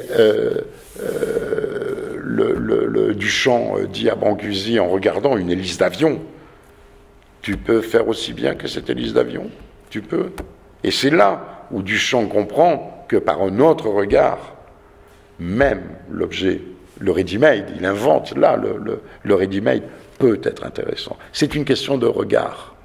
Et Duchamp bouleverse la problématique de l'histoire de l'art en disant, mais le créateur, c'est le regardeur. C'est pas tant l'artiste, c'est celui qui regarde. Et Charlotte, en 1949, elle fait une exposition aux arts décoratifs, et elle place l'hélice d'avion dans son exposition, au centre sur une plage de sable ratissé. Et c'est un hommage à Duchamp. Et quand elle se replonge sur ces objets trouvés dans la nature, les surréalistes le font à partir de 1925, juste avant aussi, pour des raisons un peu différentes. Mais eux aussi regardent les objets trouvés. Et Breton va collectionner les objets trouvés, etc. Corbu va le faire. Le bureau de Corbu, enfin, il est plein d'objets trouvés dans la nature, comme ça. Et c'est cette démarche qui consiste à dire que chacun est un créateur par son regard. C'est un truc d'un optimisme formidable. C'est quelque chose qui est en rupture avec la vision dominante. Charlotte Perriand disait aussi, l'art est dans tout. L'art est dans tout. J'ai retrouvé un jour dans une note au Japon, en 40, l'art est dans tout. Et elle tient le propos à l'ambassadeur de France au Japon. Et là, elle raconte comme ça, en train de... Mais l'art est dans tout. Il est même dans l'art de faire l'amour, il est dans l'art de faire la cuisine, il est dans l'art de faire de la sculpture, de la peinture. Mais il est dans tout. Dans l'art une chose qui la bouleverse au Japon, les jardins. Comment on organise avec trois plantes, trois tiges d'arbres, plus une fleur, on va tout à coup faire une chose magnifique. Elle le met de ce point de vue. Elle ne met pas tout sur le même plan, entre guillemets, mais elle porte la même considération à tout. Et qu'elle considère qu'un objet trouvé dans la nature peut être aussi beau qu'un Brancusi, qu'un Corbu, qu'un n'importe quoi. Et l'un n'exclut pas l'autre. Et quand elle dit l'art est dans tout, il est aussi dans chacun. Et chacun peut être créateur. C'est l'une des grandes révolutions pour moi de Charlotte Perriand, c'est ça. C'est que chacun peut être un créateur. La manière dont vous vous habillez, c'est pas vous qui faites le vêtement, mais la manière dont vous combinez, la manière dont vous allez, je vous dis, faire une recette de cuisine ou une sculpture sublime. Alors tout ne l'est pas, tout n'est machin, tout ne se vaut pas d'un point de vue des résultats. Mais il y a cette perspective que tout le monde est un créateur et tout le monde a un regard. Je vous dis, en reprenant cette démarche de Marcel Duchamp. Je suis trop long. Hein. Non, très bien. Vous dormez pas, vous dormez pas, vous êtes sûr? Qu'est-ce que vous êtes sage? On passe à une séance de questions. Il y a un micro qui peut circuler. Si vous savez comment on fonctionne. Superbe. À qui tour. Vous dormez? Non. Je les ai tous endormis, c'est affreux.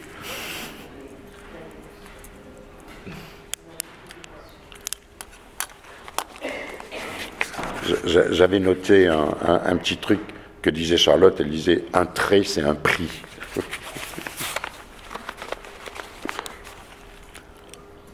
voulez rien savoir sur Charlotte Perriand? Mais il y a un monsieur, on a un client. Ouais.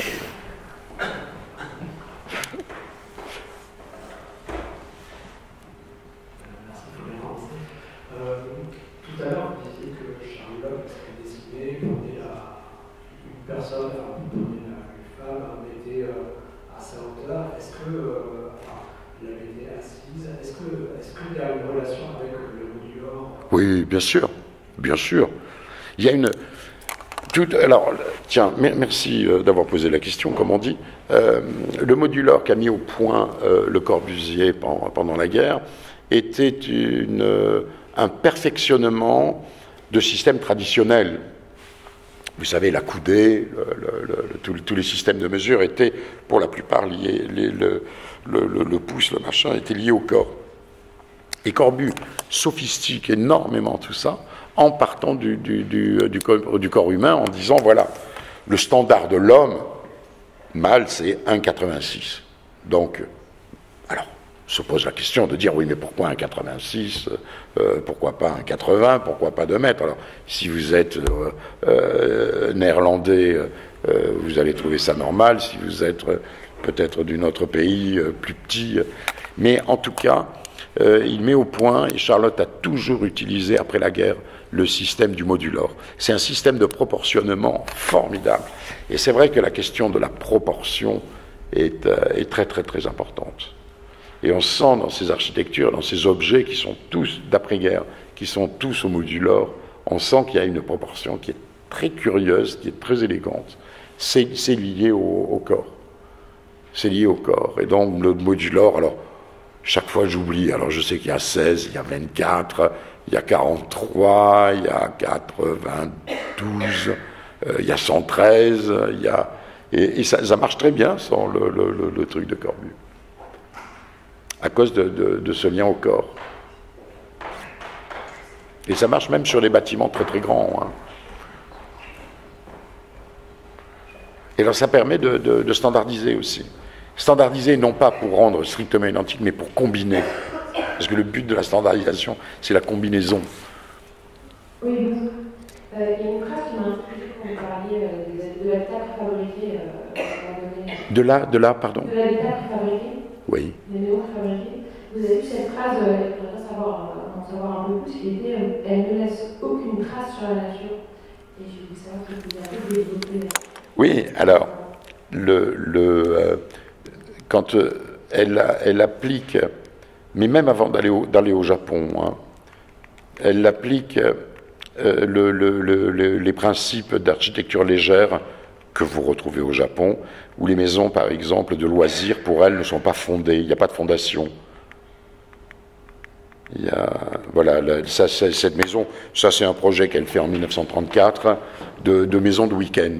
Bon, elle est posée sur des pierres que vous trouvez sur le lieu.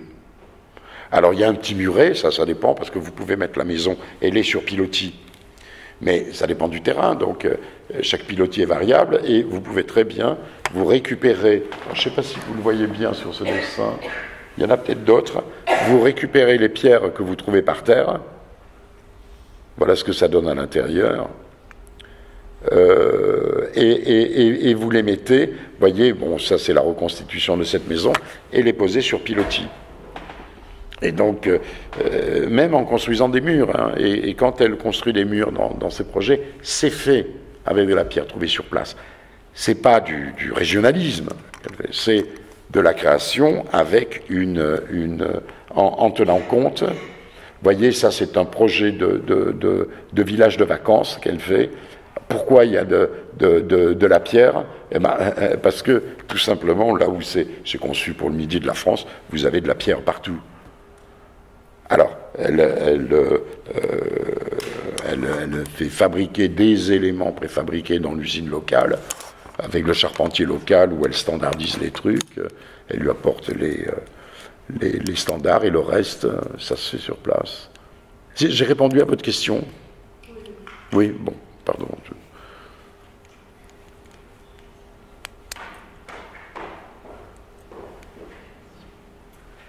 Vous avez très bien évoqué toute la complicité ou tout le travail commun fait avec Le Corbusier, mais quels ont été leurs points de divergence et quelle a été sa trajectoire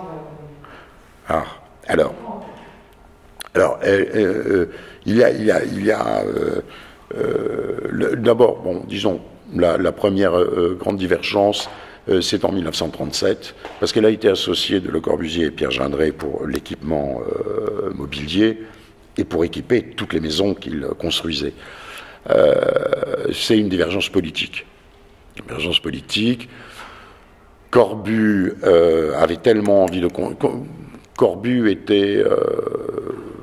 il avait envie de travailler avec tout le monde. Il est allé à Moscou pour travailler à Moscou en 1928, où il a fait le centre Soyouz, qui est un chef-d'œuvre d'architecture formidable.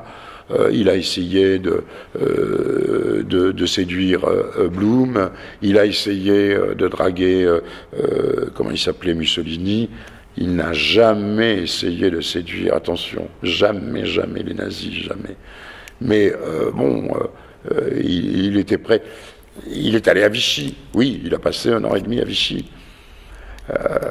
Il essayait de construire.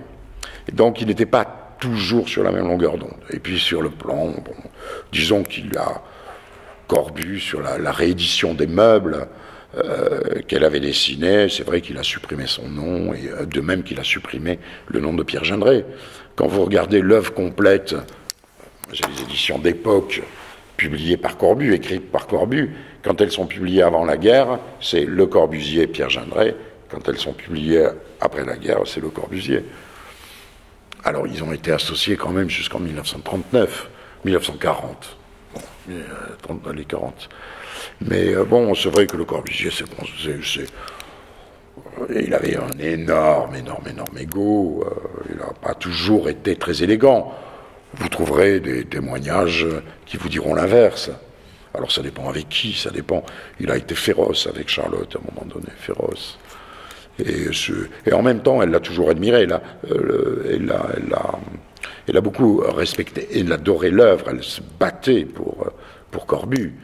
Du temps du postmodernisme, moi je l'ai accompagné, Charlotte, au moment du postmodernisme dans les années 80-90. Elle défendait énormément Corbu tout le temps.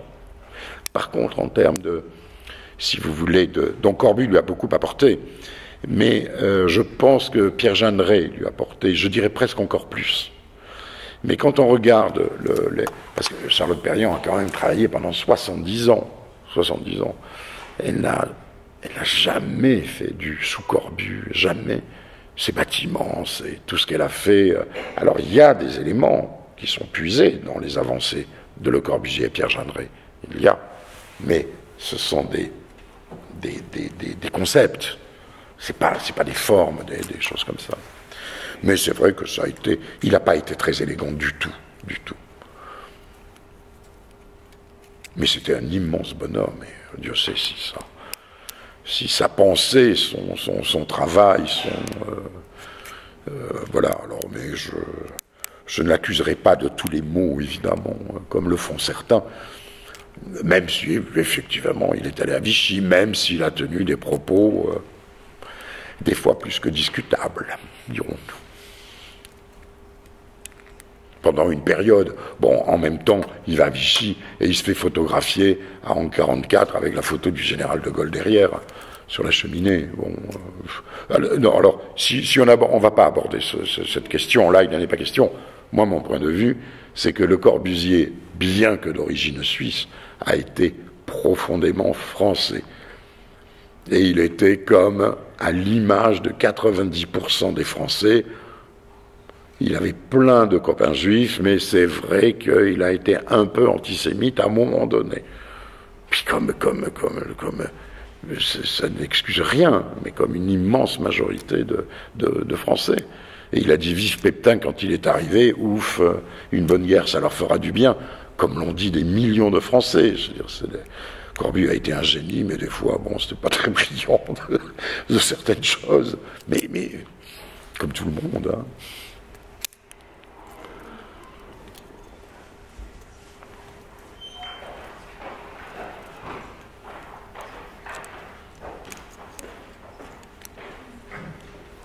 Bonsoir, moi je me posais la question des refuges et je me demandais si c'était un projet plutôt personnel lié à un contexte qui est plutôt un prototype d'un concept pour faire véhiculer l'idée, ou si c'est vraiment une commande, une mission qui a été menée par quelqu'un à chaque fois.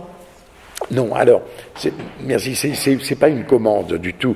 C'est une initiative personnelle, parce que Charlotte Perriand était une très très grande sportive. Elle faisait vraiment sur le plan alpiniste, elle a été une des premières en tant que femme. Hein. C'est incroyable ce qu'elle a fait au niveau alpiniste. Et justement, à l'époque, il n'y avait pas assez de refuges en montagne, et ça devenait dangereux. Il y avait de plus en plus de gens qui étaient intéressés par l'alpinisme, voire par le ski, etc., mais en cas de pépin, comment se réfugier? Il y avait, si ma mémoire est bonne, 80 000 personnes qui faisaient du ski en 1938 ou 1939, et de l'alpinisme aussi. Et donc, comme elle était liée à tout le monde de l'alpinisme, elle était membre très active du club français alpin, etc., avec son copain qui était à l'aluminium français, elle s'est dit, tiens, je veux faire un refuge très léger, parce qu'à l'époque, il y avait eu la construction du refuge Vallot. Et le refuge Vallot, qui est juste sur l'épaule au pied dans le massif du Mont Blanc, avait été construit avec du béton, avait été construit avec des pierres. C'était vraiment un bazar formidable, avec des charges de 80 kilos que les gens devaient porter, les alpinistes devaient porter à dos d'homme. Et ils ont construit le refuge Vallot, auquel cet ingénieur a participé. Et donc, elle a trouvé ça stupide en disant, mais non, il faut concevoir des refuges préfabriqués qu'on installe en 3 jours sur place, avec juste 4 plots, comme ça, de pierre, on les pose dessus, on met un peu de béton pour quand même que le vent ne les arrache pas dans les pieds. Et elle a mis comme cahier des charges qu'aucune charge ne devait être supérieure à 40 kilos. Et donc c'est là où elle a trouvé les moyens, c'est l'aluminium français dont je vous parlais tout à l'heure, qui a financé son refuge dans l'exposition de 1937, l'exposition internationale de Paris. Et après, parce qu'il n'avait pas un rond, il fallait qu'il se débrouille pour financer les projets et tout. Alors donc elle trouvait des sponsors un peu, mais c'était elle qui prenait toujours l'initiative de ça. Et alors après, avec Jeanne Drey, ils ont fait cet autre projet comme ça de refuge cylindrique, qui est très extraordinaire, mais il n'a jamais été construit à cause de la guerre. Mais ça a intéressé beaucoup le club français alpin de disposer comme ça de ce refuge. Et il est allé l'installer à Saint-Nicolas-de-Véros. On a des trucs très touchants. Elle avait passé une semaine à relever toutes les températures, à toutes les heures, l'humidité, le machin, pour améliorer. Et elle a mis au point, avec son copain de l'aluminium, les premiers sandwichs en aluminium, où elle avait fait un mélange. Alors à l'extérieur, il y avait de l'aluminium, après il y avait de l'autre côté du contreplaqué, et puis de l'isorel, etc. Il y avait tout un truc. Et c'était le premier sandwich d'aluminium.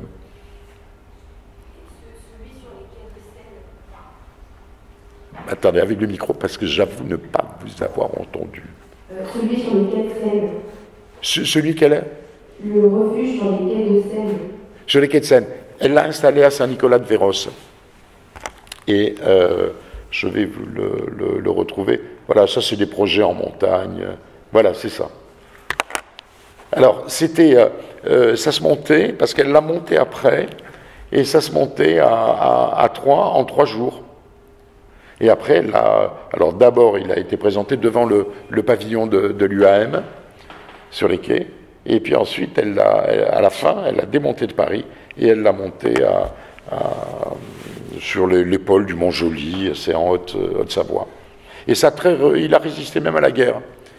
Alors c'était vachement marrant, parce qu'elle avait, ça c'est un truc que je n'ai pas dit, mais elle avait un génie de l'habitation minimum, des petites surfaces. C'était incroyable la manière dont elle est arrivée à concevoir comme ça des architectures qui marchent très très bien, mais pour vivre à 3 dans 20 mètres carrés, alors pour des loisirs, mais ça marche très bien, ces trucs. Elle avait un vrai génie de l'architecture minimum qu'elle a développé à partir de 29, parce que c'était un des programmes des architectes avant-gardistes de l'époque. Parce que la question de l'habitation minimum, les architectes d'avant-garde s'étaient fixés eux-mêmes leur objectif en disant c'est très important, parce qu'il y avait tellement d'îlots insalubres, d'insalubrité, c'était terrifiant. On n'imagine pas les conditions de l'habitat à l'époque dans les villes. Hein. 70% des gens vivaient dans des conditions terribles. Il a fallu attendre pour les années 50, de début des années 50, pour que 10% des habitations en France aient une douche et des toilettes à l'intérieur de l'habitation. Amusez-vous par curiosité à vous pencher sur les conditions d'habitat en France. C'était pareil dans tous les pays d'Europe. Hein. Je parle pour les classes populaires, hein, parce qu'aujourd'hui il reste, l'architecture bourgeoise et tout, mais le reste, sachant que les statistiques, c'est là où le montage de la grande misère de Paris, de la tuberculose était incroyable, même dans les quartiers, dans le 8e arrondissement à Paris. Je ne sais plus, c'était 50 pour 1000 ou quelque chose comme ça. La tuberculose, les ramages de la tuberculose jusqu'aux années 60, c'était complètement dément. Moi, au départ, je suis cinéaste et j'ai beaucoup travaillé sur les archives, et puis les films sur Corbu, sur tout ça. Mais je me suis, il y a 30 ans, plongé sur les conditions d'habitat, mais on est ahuri en plein Paris. Hein. Là, dans ce quartier ici, il y avait plein d'îlots insalubres. Dans le Marais, c'était terrible, avec une mortalité infantile. Charlotte en parle, je vous dis, dans ses montages incroyables. Donc l'habitation minimum, si possible, industrialisée. C'est pour ça que l'industrie était le grand objectif de tous les modernes. Il n'y avait que ça. Donc, d'un côté, en termes de conception, avec l'argent qu'il y avait, il fallait faire habiter le plus de gens possible, tout en étant vivable. Et quand vous regardez, c'est pour ça que Charlotte développe les cloisons coulissantes, qu'elle développe la combinaison, l'usage multiple des volumes, où vous avez l'interprétation des espaces, mais vous pouvez les rendre communs en fermant, en retirant les cloisons qui sont par exemple dans les murs, mais vous pouvez vous isoler en tirant des cloisons et tout et tout. Et elle a, par rapport à l'usage de la lumière, de cette combinaison comme ça des espaces à l'intérieur de la maison, c'est génial, génial. Mais enfin bon, c'est pas l'objet de notre... Dernière question.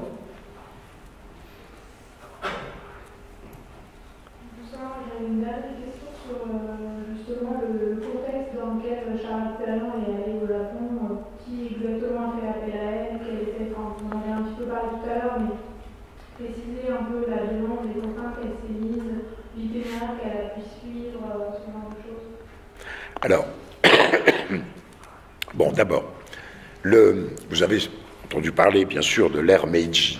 Bon, l'ère Meiji, c'est tout à coup, les Japonais qui ont vécu complètement isolés dans leur île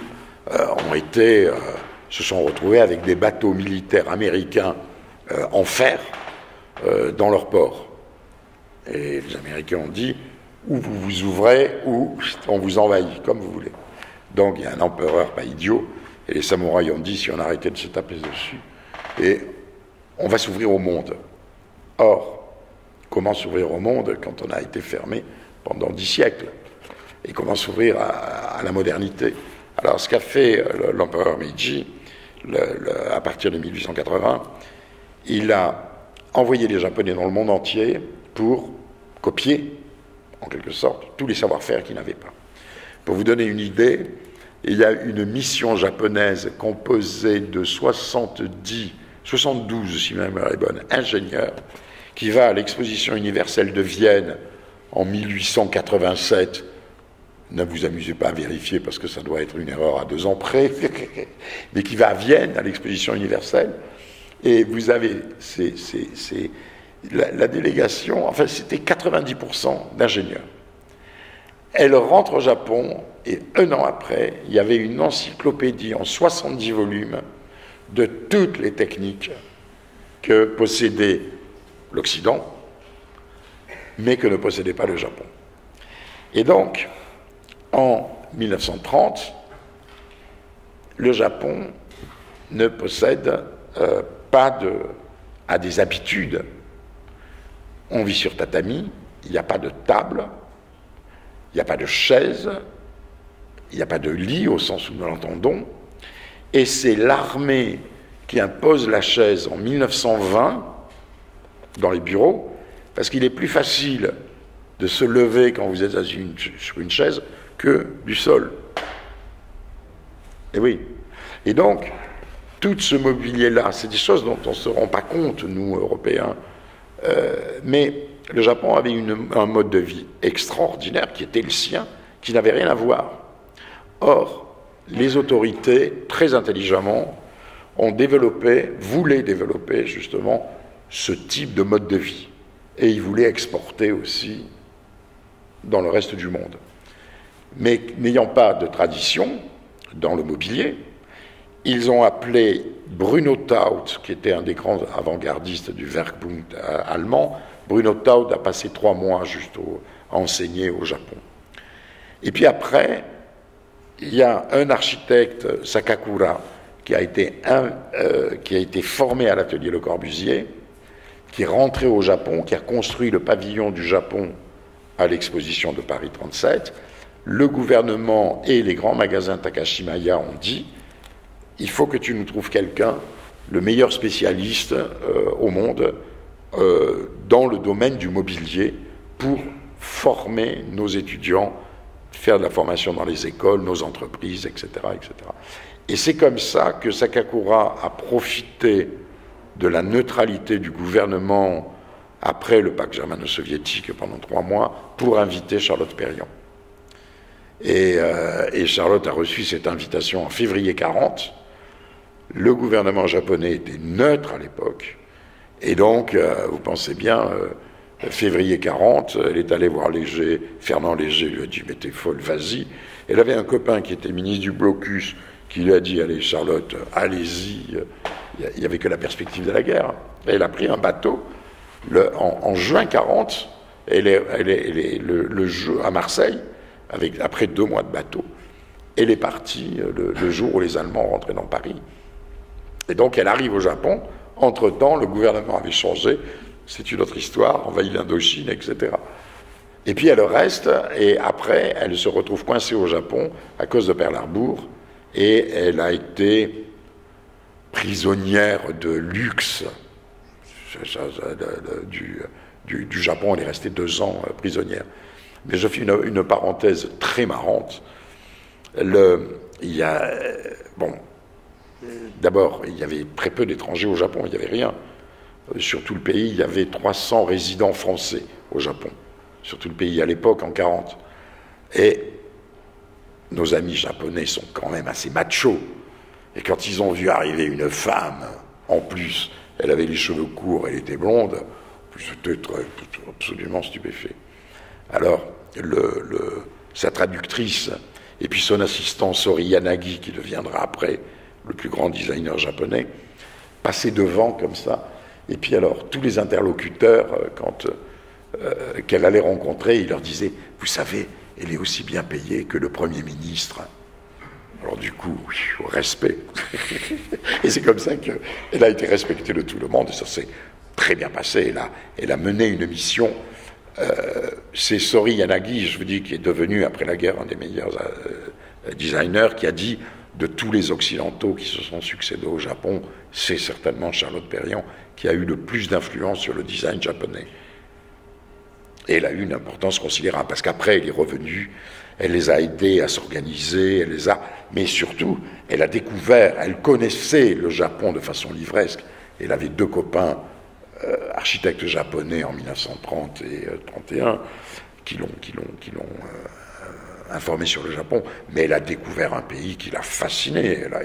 Elle a toujours eu des relations très très fortes et beaucoup de respect. Elle est beaucoup plus connue au Japon, par exemple, qu'ici en France, paradoxalement. Elle est très respectée, c'est très étonnant. Les Japonais viennent de faire une rose qui s'appelle Charlotte Perriand, juste pour lui rendre hommage en fonction de l'ère Meiji. Mais c'est une autre histoire. En tout cas, vous allez bientôt avoir une très grande exposition, je ne vous dis pas où, Charlotte Perriand, qui va être inaugurée le 2 octobre. Vous verrez tout ça. Merci beaucoup, Jacques. Merci à vous. Merci à vous.